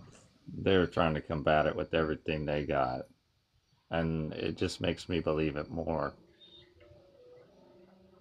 I don't believe the Dead Sea Scrolls are accurate. I think they're No, fakes. me And I'm neither. worried that the Nag Hammadi is too, and that they planted that to suddenly appear in this century while we're going through all this in stuff. It's like, Well, it doesn't seem like if a they, coincidence to me. yeah, because if they thought that people were gonna wait, people might start seeing these differences. They might start figuring out who Yahweh is. We gotta give them a road path, and that's what it's all. I mean, gosh, I've been doing this for so long, searching for so long, and I have just gone down rabbit trail after rabbit trail, and then it's like I'm right back at Yahweh, right in the face every time. The deeper and deeper I go, and I'm like, this ain't it.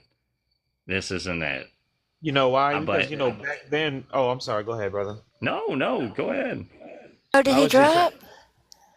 Did Lee drop? no. Lee's there. He's at the Oh, bottom now. okay. You I'm put like, him on the this bottom tablet's box so for tiny whatever. compared to my computer. It's like, I'm sitting here going, where'd he go? It put him down on that bottom box for whatever reason. He was up higher. I don't know what happened, but yeah. Yeah, I had to drop out. It was repeating the audio for me Oh, I'm for some sorry. reason. Yeah, but I was just And gonna I've say noticed I have a delay. Go ahead, Tim. I'm so sorry. No, you're good, brother. I was just making sure because you said you had a delay.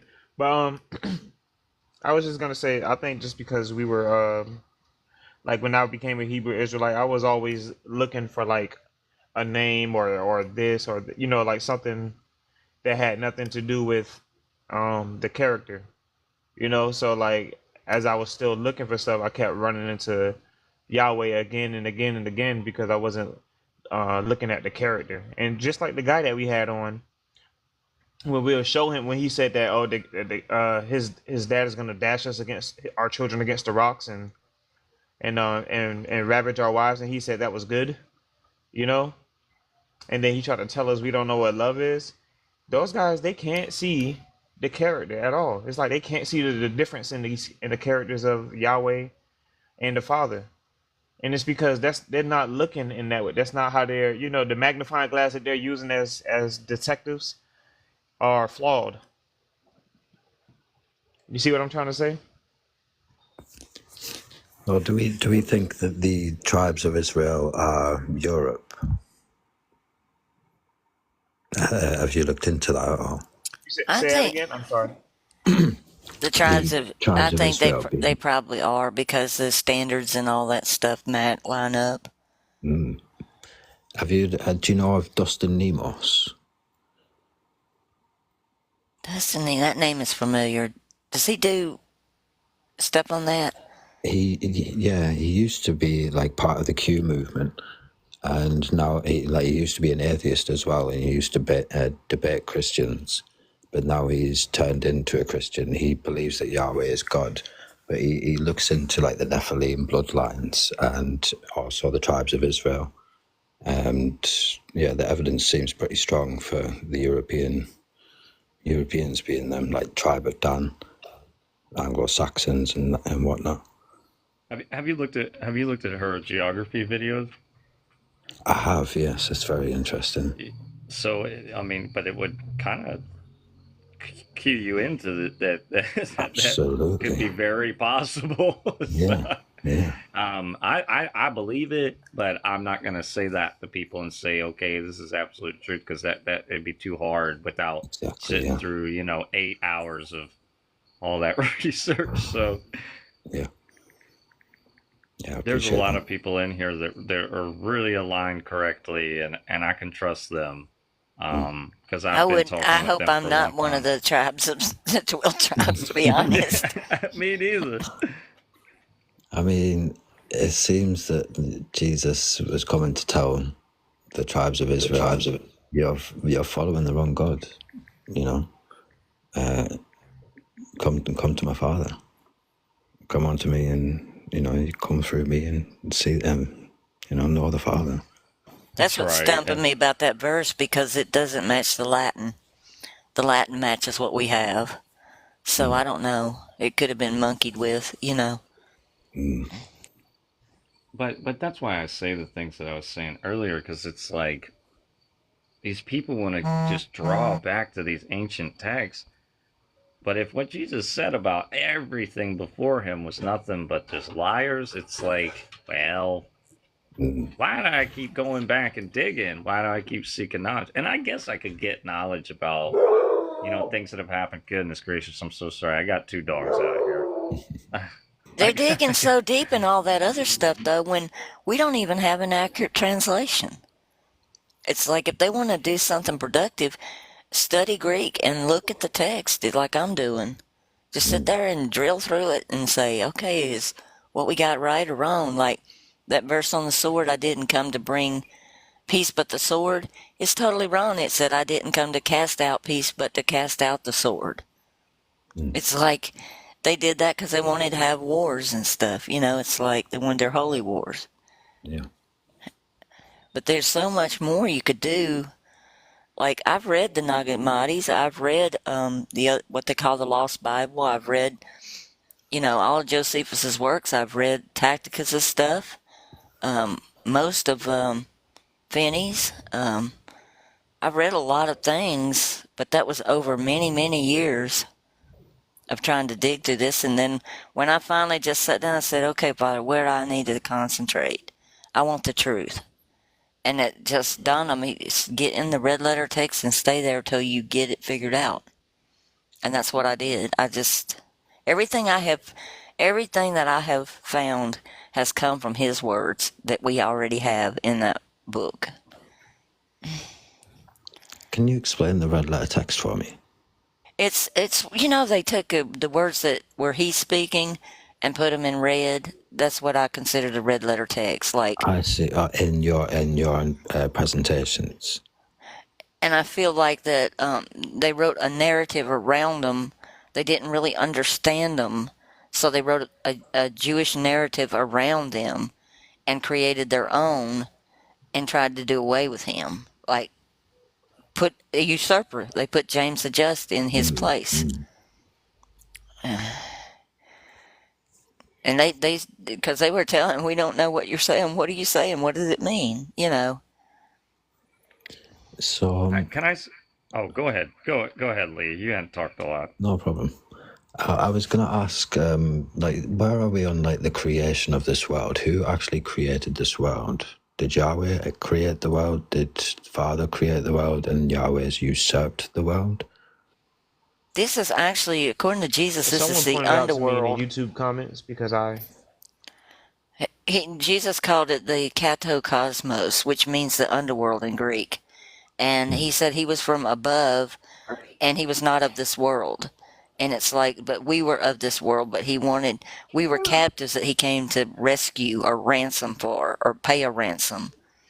Like that verse that said, I didn't come to abolish the law, but to fulfill it. Doesn't say fulfill it, it says to pay for you in Greek. Like he came to pay a price for us. I really want to add something, if I may.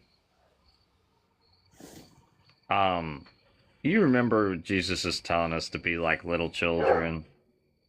Right. And if you really think about that, how much knowledge and things of the stars and the history and everything could little children possibly perceive? I mean, it's like, if he's really meaning that, then the message is simple. For us to be like little children and understand this, because I think even little children understand this. You could talk to a child and say the things of Jesus, and they'll be like, yeah, I get that. And so when we start just going off, and I get it, we get older and we get in our adult minds, and it's like, oh, I got to know things. I don't understand. Where am I at? But you really don't you don't have to have any understanding of any of that. All you have to understand is Jesus brought out his words, and that's it. And that's all I wanted to say, because it's like, if we're supposed to be like little children, that's how I'm trying to be. Okay. We don't need to know everything, yeah. I'm with you on that. Oh, that's all I'm saying. well, I was it's I don't nice think to there's know anything things. wrong with knowing things, but Me did neither. he Me only neither. come Me neither. for the smart? You know what I'm saying? I'm only gonna save the smart people. You know. He only came for the smart people. The ones that No, ask questions. Like, I believe that the Father wants us to ask questions. Like, I mean, within Islam, for example, like, they are not allowed to question that book. Right? I know. Yeah. You know, and it's like, I believe we're supposed to test everything. Same thing Paul be saying, right? It's not up for interpretation. This is what it says, and don't you dare think otherwise. Well, I knew there was a problem when the Catholic Church unalived people for wanting to look at the text themselves. It's like that tells you right there's a problem. You know, That's why, yeah. they've so done thankful. something to it, or else they wouldn't want everybody to not be able to read it themselves.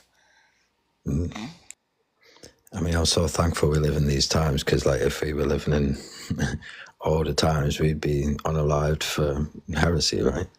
Yeah, just for me translating and looking at the translation. Exactly. Yep. And Just just for for us trying to read listening. it by yourself. It reminds me of how they only legalize like marijuana or something like that if they control it and give it to you. Same thing with how they did with the Bible. Hey, well, let us manipulate it first, and then we'll let you have it. You know, that's what I feel like. Where do we stand on marijuana? Oh gosh. Oh gosh. Oh gosh. I feel like the I more think that I this is that one I of the- learn too, that I realize how much I don't know, you know, and how much more I would like to know. But I'm slow. I'm not like I wasn't a straight A student in college or anything. I'm more like a one of those that had to sit and burn the midnight oil, you know, to get through it. And but I always just tell Father, I say, help me understand this. You know, what happened here? I think it's amazing what you do. I could never do it. add something if I may. I don't speak a lot in here, but I see artist. I see a consistent pattern of what people are saying as they come in here, and there's a strong temptation to deviate from the simple truth into all this knowledge, and if I gain more knowledge, I'll be the greatest in the kingdom of heaven. If I clean the cup, I'll be the greatest in the kingdom of heaven. If I ignite the inner divine spark, I'll be the greatest. And we all want to be something in the next realm. Let's face it. I mean, well, I don't know. I told him if he'd let me clean toilets, I'd be happy. Just let me in. I'll Just live let me in. I'll be the least in heaven. I'll gladly honestly. live on the south side of the tracks. I'm getting in by the skin of my teeth if I'm getting into heaven right now. But He we said, have "Be innocent as doves and wise as serpents." And I think that wisdom is a different thing than knowledge. yes, Gary, Tim. because, That's exactly my point here. The You tree know, they ate from was a knowledge of good and evil, and there's knowledge again right there, wanting to know. You know, and again, I don't think it's nothing bad with wanting to know. It's nothing bad Right. with wanting nice things. right? But if you're putting it above the overall Yes. principle, There. then it becomes a problem.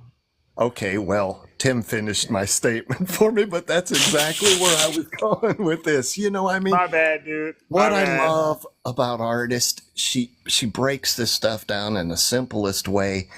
She's not out there. I mean, I remember when I was a Baptist, you know, you were a good Baptist if you put $100 in the plate. If you only put in 90, well, you're not. It was the same Yahweh BS.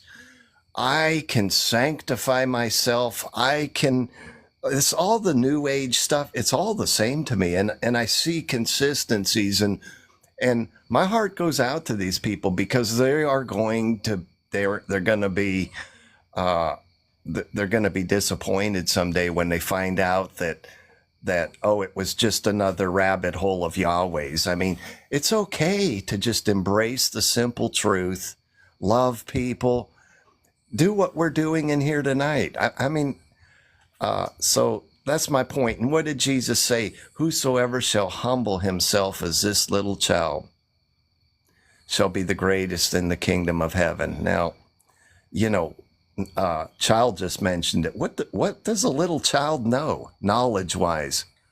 What does a little child know about all these rules and things that Yahweh tempts. And it's very tempting to go down these avenues because, well, they actually attract TikTok followers. And I just don't want to see them waste the years I wasted, I like in know. Wicca, and it's like, and to me, it just smacks of New Age and Wicca. It's just, and All of I'm it. sitting there going, scratching my head, going, the next thing you'll be doing is calling in like throwing all them into a circle, Yes. and Yes. and they're demons. They're not real gods. They're not Jesus Barabbas. But you know what, artist, in their minds, they are achieving this self-sanctification of some sort to be the greatest in the kingdom of heaven. Well, I don't know. Do some of these Wiccan people actually believe they're going to where the booger man lives? I don't even know if They I believe in reincarnation, that they come back, and I see. Okay. but they believe that they're like, they have power within themselves, and they can manipulate things and do things and all this stuff, and Right.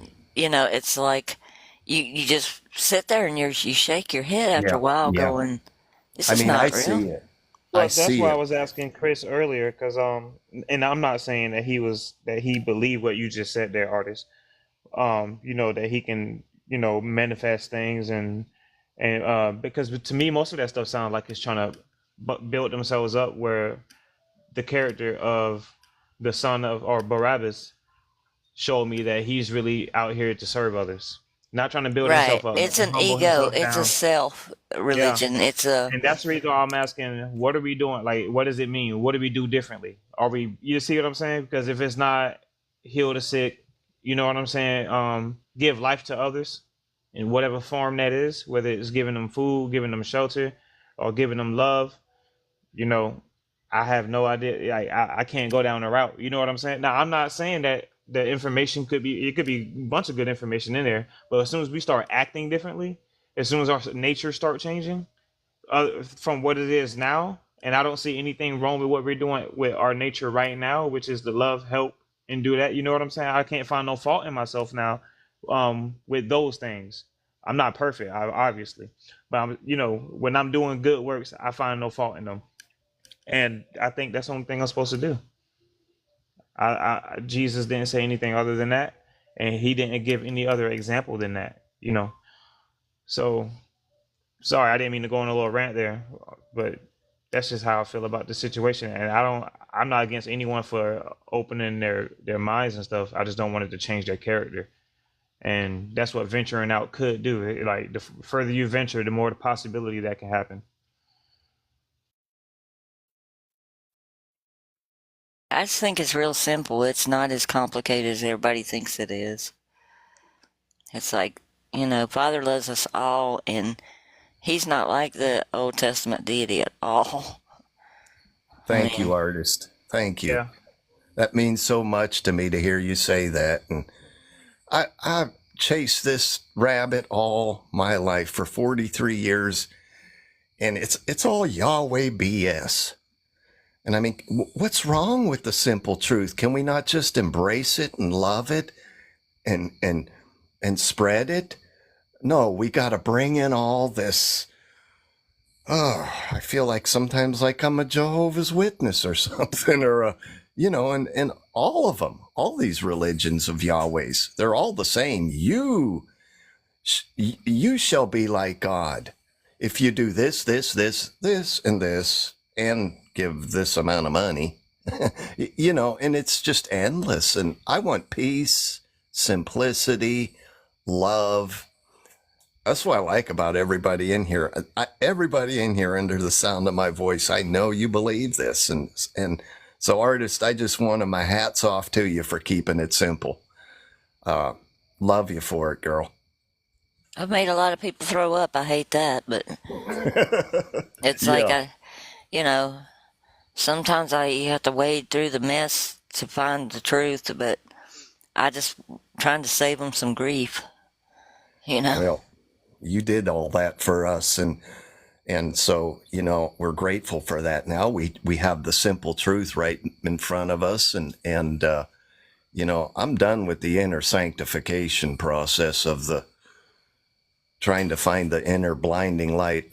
I'm done with all of that. I'm at peace with your teachings, the simplicity of the truth in it. And that's where I stand. I So, just think if we needed to know too much more, if we needed to know everything, Jesus would have said it. yes, yes. He would have told us, He told us or he would have enough. made sure we know.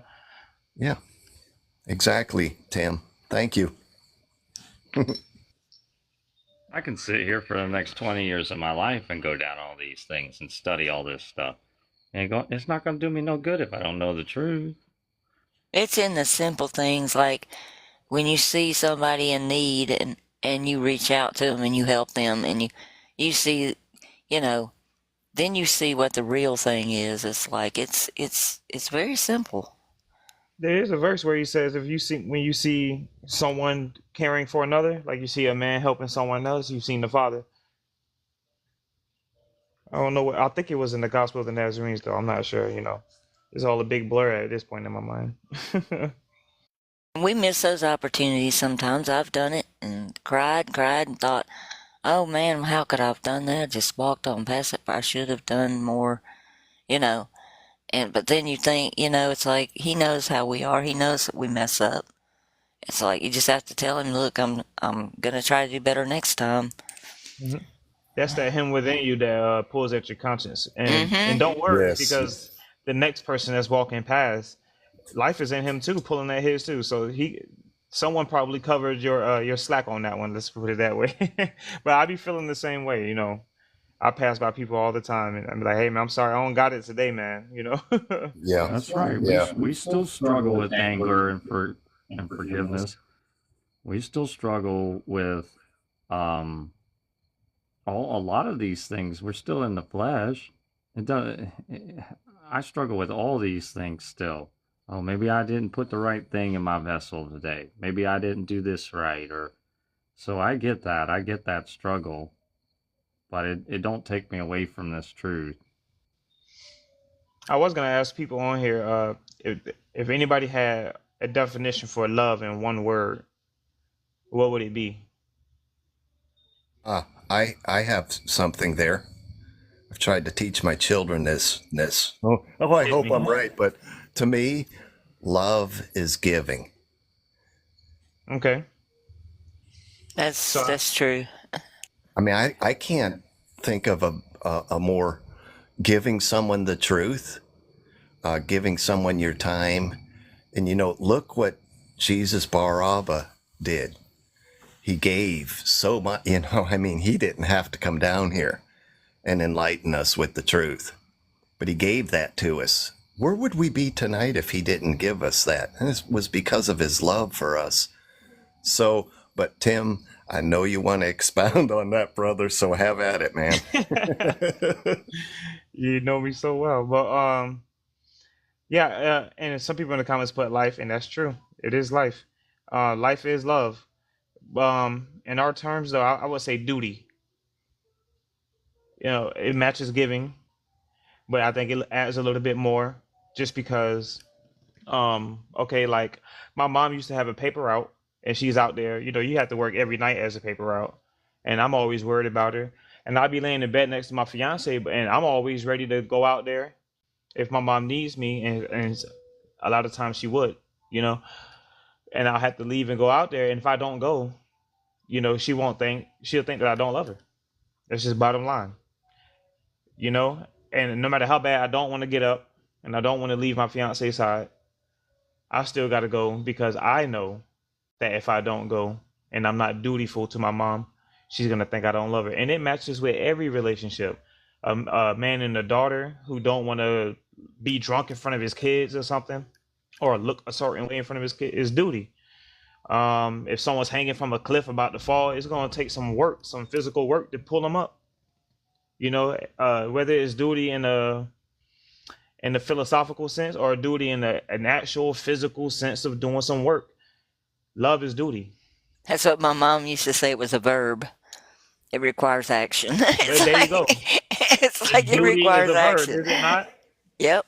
You got to do. And that's why it brings it all back to your actions. What are we doing differently? How are we, what You know, if I was a soldier and I'm doing my duty for my nation, what is my everyday? What am I doing? You see what I'm saying? So that's just how I look at it. You know, he told us to just do good works. I do too. I do too. Yeah. The works are important.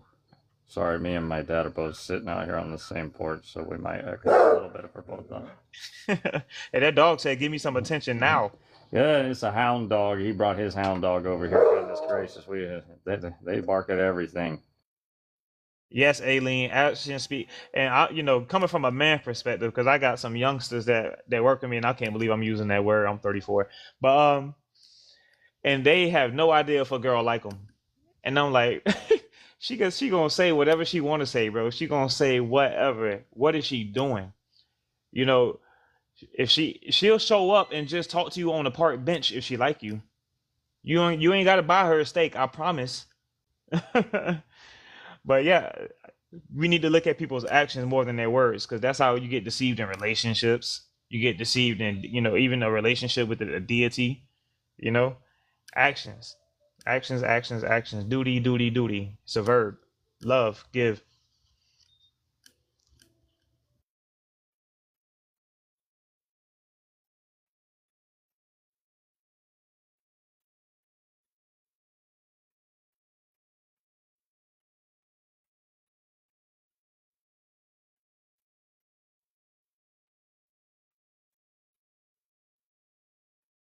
Does anybody else have any other questions or anything they'd like to ask?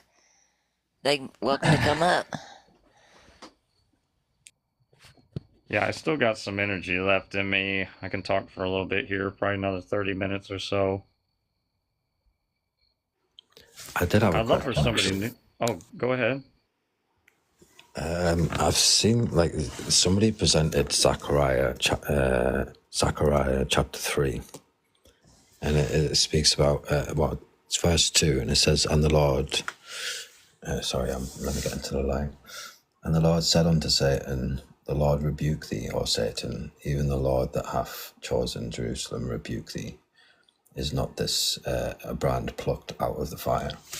Now, like as I understand Satan, it's like a title, right? So is that what's going on here? You know, because obviously the Lord would be Yahweh, and then we've got Satan. I'm just not sure how to reconcile it, you know. Yeah, Jesus called Moses a categorist. He called him a Satan, because that specifically means the Satan, like a title. Then John in Revelation, he says that the devil and the dragon and Satan are all one thing. He says that also called, you know. So Okay, so it's just an adversary of Yahweh. I think it could be, because like in Chronicles and Samuel, you know, it was in one of in Samuel, I think it says that Satan, one of them says Satan was to get David to number the tribes, and then the other one says Yahweh did it.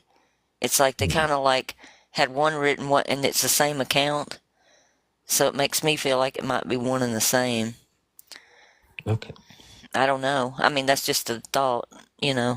You said it was Zechariah 3? Sorry, I was kind of getting active in the comments and I missed. Say again, sorry. You said it was Zechariah 3? Yeah, Zechariah chapter 3. I'll read from the first verse. It said, "And he shewed unto Joshua the high priest standing before the angel of the Lord, and Satan standing at his right hand to resist him. And the Lord said unto Satan, The Lord rebuke thee, O Satan, even the Lord that hath chosen Jerusalem rebuke thee. Is not this a brand plucked out of the fire?" I guess it's we need to read the whole chapter really, and it's get the whole context of it really, isn't it?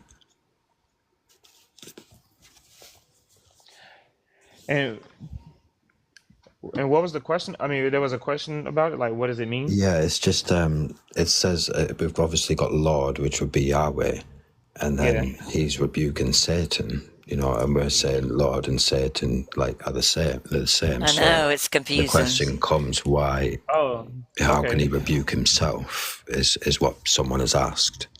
You know, it's Yeah, just, yeah, I don't know how to reconcile it Dr. because obviously I Nicholas in the see, comments is bringing up Job as well, where it seems like they're buddies, and that story is right. horrible. Like Okay. when I was Indeed, yeah.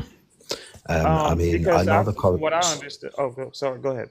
I was going to say, I know the correlation with 2 Samuel 24 and 1 Chronicles 21. You know, that's clear that when Yahweh is numbering, the Lord has asked David to number the children of Israel from I can't remember where. But then if you look, like, if you correlate both the chapters, it's interchanging Satan and Yahweh. And so it's pretty clear that Yahweh and Satan are one and the same. But then, You know like I how the said, Father and the Son is one? yes. So it's something like that, so. It's like that. How Satan and because they work together. Satan accuses us. Who does he accuse us to? If the Right, Father okay. has no darkness in us at all, he accuses us to Yahweh.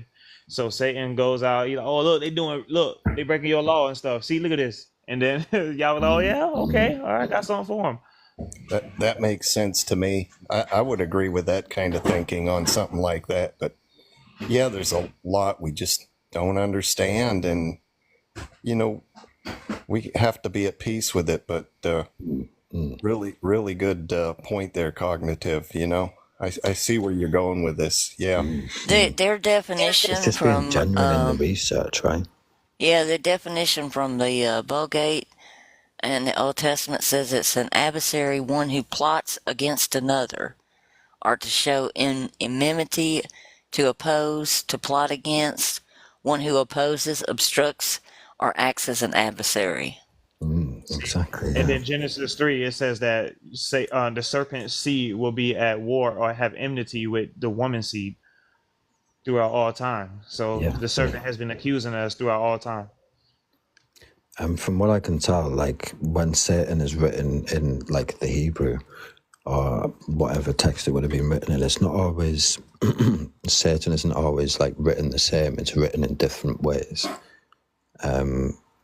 So I think there's something going on there where obviously in the English they're able to just write Satan, like where they've just inserted Lord or, you know, Jews.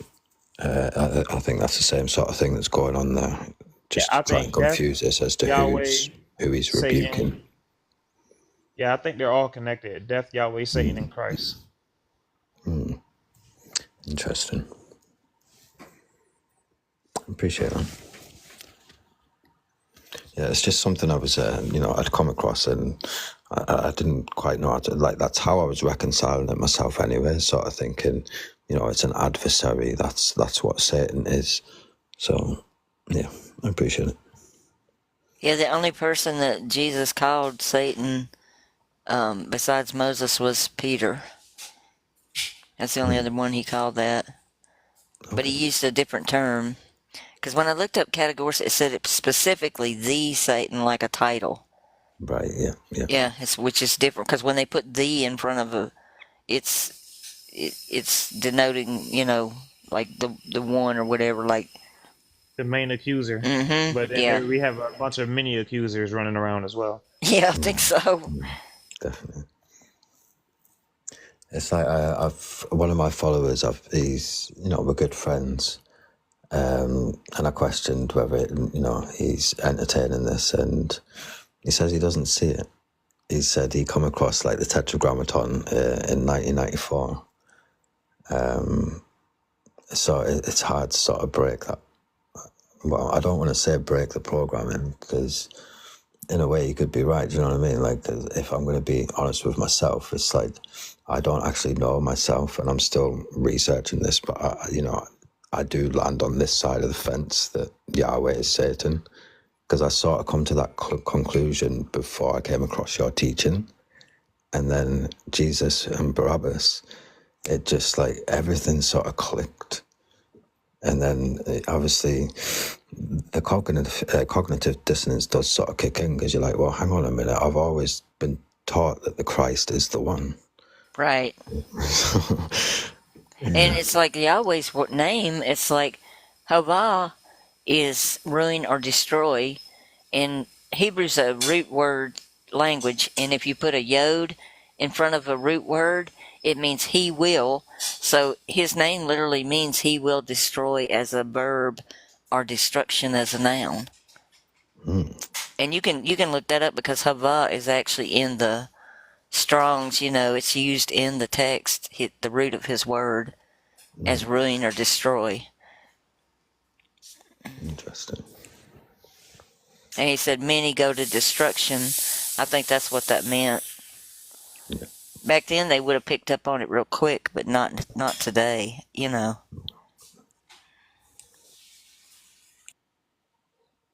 Oh, I was going to tell y'all too that Aeovis, that was the pronounced Yahweh, that was the main deity in Rome. His son is also known as Antiochus, like his dad. It meant like Ahov. Same word. I thought that was interesting too. Yeah, that is. I was going to say, I missed the start of this live, so I'm going to have to go back and watch your upload when you upload it. Because this is really I want to, this is something I need to explore as well, as who is the Antichrist, because, I'm not quite reconciled how that works as well. Watch this live over when she posts it. I will. Through what she was saying, because it's a little bit more in depth than what the video that she has, so it'd probably be helpful for you. Yeah, I went in depth on that anti-word because I was real confused on that. I was like, because when I got down to in the Matthew 24 thing, when you got down and it says many Christ and many false prophets, that word for many Christ in Greek was actually followers of the fake, the followers of the, I don't know how to say it right, but it meant that they were following Christ. And I was like, wow. It's like they were the fakes following the Christ. And I thought, and I think it was Julius Caesar literally named them as Christians. It's the term that they translated as Christian. Of course, they wouldn't put that in there. It's like, that would freak everybody out. Oh, no, yeah, they didn't go put... So, do we think that the millennial reign must have been Christ, but it's obviously not what everybody thinks it's cracked up to be? I think it's when all those mega churches and stuff were built that some of those structures they can't even recreate today. Yeah. It's like, so where did all that come from? The explosion of art and all that stuff happened at the same time. And everything, all the maps and stuff, when I was doing the mapping of the geography, all that happened in the Dark Ages. They started changing all the maps and stuff. So there was a lot of finagling done, I've just had a thought. Are we technically saying this is a battle between two fallen angels trying to gain control of this world and humanity? What would be the second fallen angel? You've got Genesis 6 where he said, "Come, let's do this. Let's make, let's go down and." They're making a plan, aren't they, to come down and mate with women. So is it two of these, angels that now, obviously there was one that had this plan and they've all got behind this one. And then maybe we don't need to go that deep, do you know what I mean? But it might explain where this Antichrist and, Yeah. I was going to say, someone accused Obama of being an antichrist. He was yelling right in his face, and all he did was smile. Clegg. Have you heard of Jonathan Clegg? No. I think he's the one that. I think he was the first one to sort of come out with it. Well, Barack Obama is falls like lightning in Hebrew. Yes, I've seen that. Yeah. And his name is 666. His area code where he was born, which is Chicago, was 666 as well. That's pretty wild. So many things. He rode into Jerusalem on a donkey. And while he was in the White House, they took a picture of him, and Game of Thrones was popular at the time, and they gave him a bow and a crown, and it matches Revelations. It says that he'll be given a bow and a crown. And they It took a picture of it, and I'm says, like, why would you take a picture of that? Why? I wonder Like, if you got some of something that important. isn't no distraction, Tim, to keep us going down rabbit holes I wonder. because Yeah, Jewish narrative being trying to push on us, like, right. oh, they've got. Well, and you've even said, artist, you're like, well, these rabbis have said, well, we have all these messiahs on hand at any given time that we can try to put out there to the public. Yeah, one of them said in a video they have at least 10 all the time. I'm like, what? Yeah. Oh, yeah, Was here he we was the go. I Antichrist could supposed to believe be that. like a LGBT Q member or something like that? mm, I forgot well, I don't know where people used to say that. It used to be a popular thing back when I was a Christian, I want to say. But apparently he accidentally called his wife Michael multiple times. Oh, yeah. Oh, yeah, he kept slipping up. Oh, Yeah, multiple times, yeah. and then when she was dancing and all that, we On as the, men on the know Ellen show, that Oh, don't I'm happen like, no what love is the accident. That blue don't that? happen no dress. accident. The blue dress. They did that. They put that in our faces. That Paul thing was is a swinging. Saul in a Hebrew Curtis, is the same as Sheol. Saul in Hebrew are the exact same words in Hebrew. mm. Wow. See how you have names connected with death so much. The Old Testament's an algorithm, basically, and it goes futuristic. It goes into what we're dealing with today. Like Nephilim in modern Hebrew is abortionist or aborting ones. I think they're named after their fathers. They're all their names connect with death, and that's what they are. Do we think they walk among us today, but as regular sized humans? I do. I really do. It, Yeah, yeah, I do. yeah. If they come from that line of satires and I whatever mean, else, it's yeah. You look at the Rothschilds and the shape of their heads. Like this is the research that Dustin does as well. yeah. Um, I've seen that. yeah. Again, but after coming across Yahweh being Satan, like obviously there are people that push back on. Like I read the comments when he posts videos about Yahweh, and a lot of people push back on it. So I think he could be turned on that. I'd be interested to see where he goes because he's got a pretty You mean decent like on following, YouTube? decent You reach. pushing back on it? Yeah. Say again, sorry. I'm sorry. Did you mean like on YouTube? They're pushing back on it. He's on BitChute. I don't think he's on YouTube anymore. He's like Okay. heavily shadow banned, I think, but he's got a decent following because he was prominent in the queue. No, I meant when you said that there's a lot of pushback on the Yahweh being Satan. Yeah, it was just in his comment section, like on his uploads. Oh, on his. Okay. Yeah, I was gonna say because I don't be seeing those on. Oh On the no, not in YouTube? scripturals, not in scriptural truths. Oh, There's a okay, lot of okay. positive feedback there. Yeah, I meant his comment section. Yeah, I get nervous Yeah. when I see that much positive feedback because that didn't used to happen. I used to get a lot of criticism. Really, Oh yeah. Oh yeah. It was bad for years. yeah, I can imagine actually. Yeah. Only in the last year or so has it been way more positive. I mean, just we think couldn't it's even Father talk to waking anybody. people up. I think that's what it I is. think so too. I think so Yeah. too. Well, you plant the seeds, and then in time it grows. So I think as the time goes on, you guys are starting to make sense to people, and you're starting to beat it into their head.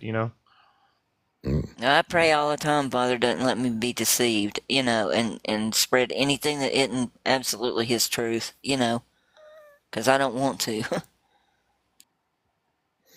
I think I misspoke there as well. They're pushing back on Yahweh being God, is what I meant to say. They're not pushing back on Yahweh being Satan. They're actually in his comment section saying, no, Yahweh is Satan, Dustin, is what I meant to say. So Yeah, I yeah, think a that's probably lot where the of people are confusion came saying in. that now. That's Definitely. I'm That's- seeing that So they don't way think that more and Yahweh more. is God. Yeah. But Yahweh is the God That's why I of wish this I had the world. screenshot. Exactly that. Oh, yeah. So, Even in Jewish Kabbalism and all these things that the Satanists worship and this whole dualistic nature, it's like it's no different than what everybody else is believing. But they're giving you the good side and they're giving you the bad side. They're giving you both. You can believe in either one you want, but that center truth in between is what Jesus was saying. So you can go off on either side. I mean, it's like either side you're going to go off and you think, oh, well, this is the good side. Oh, I'm going to go off into the bad side. Doesn't matter. Either way you go, you're going into that dualistic nature of Yahweh that he's going to confuse you with. And it's all just wrapping you back into devil worship pretty much. And before you know it, you're doing the same rituals and doing this and that and thinking you're this and that. Yeah. And here come the Yin and fractals yang. and here comes... Yin and yang equals negativity. You know, good plus evil equals evil still. You know, because in the Father there's no darkness at all. So if they teach, oh, you can do white magic though, it's darkness still. It's still evil. That's right. That's right. That's right. But I was gonna say, dang it, man. Man, I had something I wanted to. I'm sorry. It'll come back to me. No, you're fine. You're fine. It'll come back to me. Okay.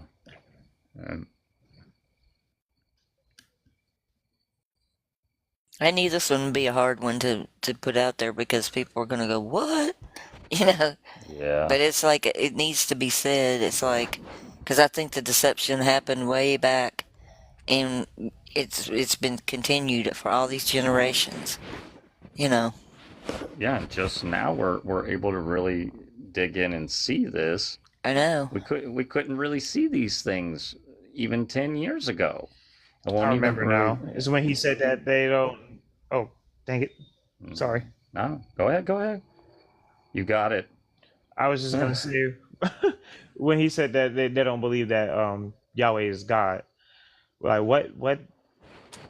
Why would the real Most High, the Father, why would he share a name with fallen angels?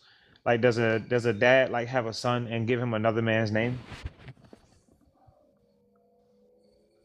You know what I'm saying? Or even a title? Right. I get what you're saying. Right. So if if the capital God is the devil, you know, and all the lowercase gods is all the other fallen angels that came out of heaven with him, why would the Father want to be referred to as God as well? Right. That doesn't make sense to me. Yeah, he wouldn't, and that's why we don't see it anywhere. Yeah, I don't like calling him that. And at to all. me, I don't find Jesus's teachings in any of this stuff I've read. His teachings are uniquely his own. And I'm sorry, but I differ with them on that. Like, these other texts and stuff they're reading, I have not found them to line up with what he said. You know. Me neither. That's why I said what I said.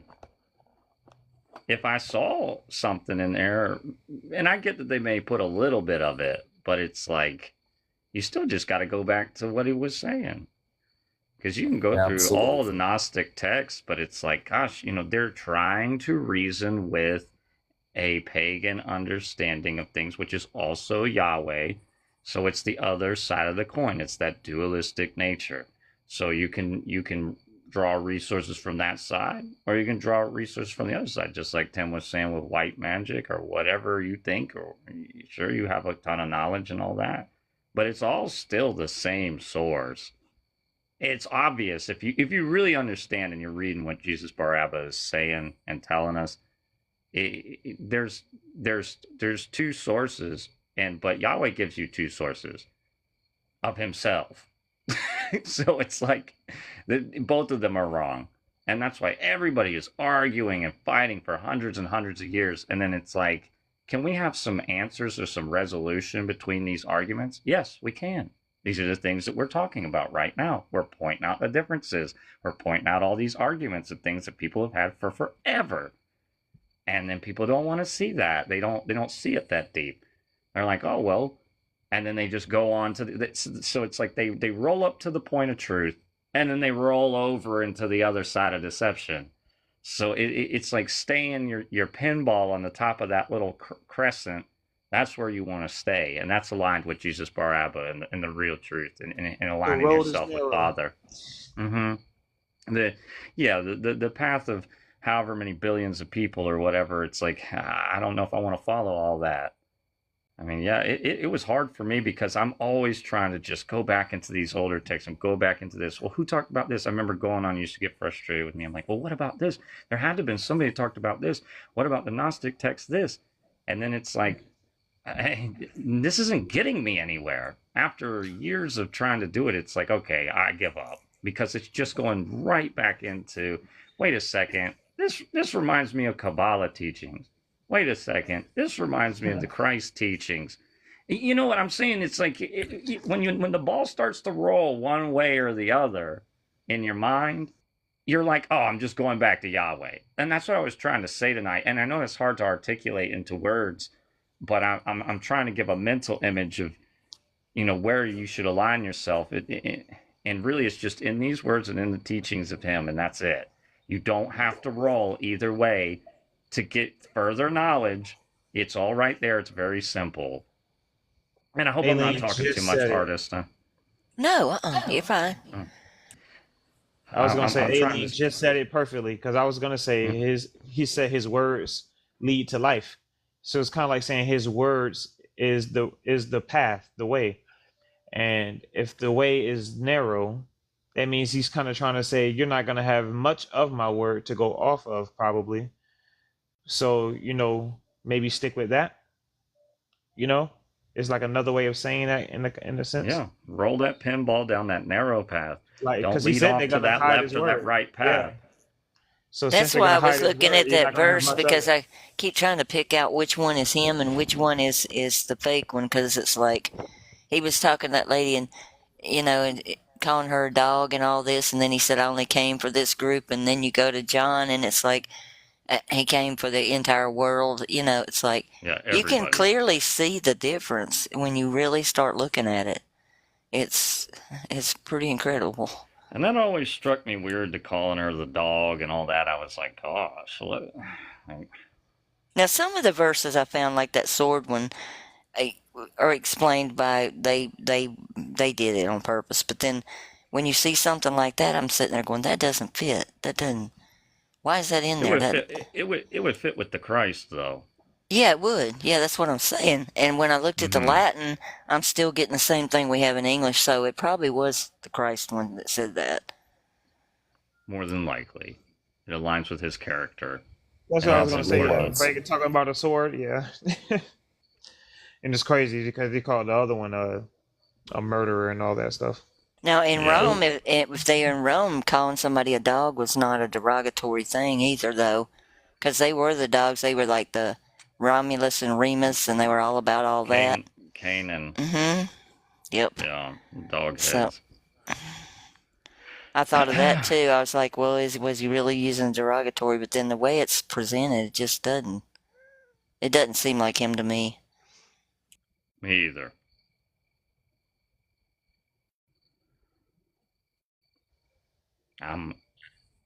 Me and my dad, we got to get ready for bed because we got some work to do tomorrow. I know. We're gonna call it here, I think, guys. This was a good live, though. I think it was. It was awesome. Appreciate everybody that came up. I do so much, yo. Hey, this the means truth went forward. Yeah, they went forward again one more night. Yes, it did. Taking it one night at a time. It's awesome. Awesome. Artist, real quick. Yeah. When you brought up the Exorcist thing earlier, I wrote something down for that. It was the last thing I wrote down. It means to, you said it means to extract an oath. Yeah, that's what it meant. Back then was to extract an oath. So it makes sense that you can't get a demon without making an oath. Well, it makes sense, right? I think so. Yeah. Hey, there you go. Beware, everybody. I love you guys. I hope y'all have a great evening. All right. Good night, y'all. You guys. Rest well. Good night. Thank you, everybody. Night. Thank you. God bless.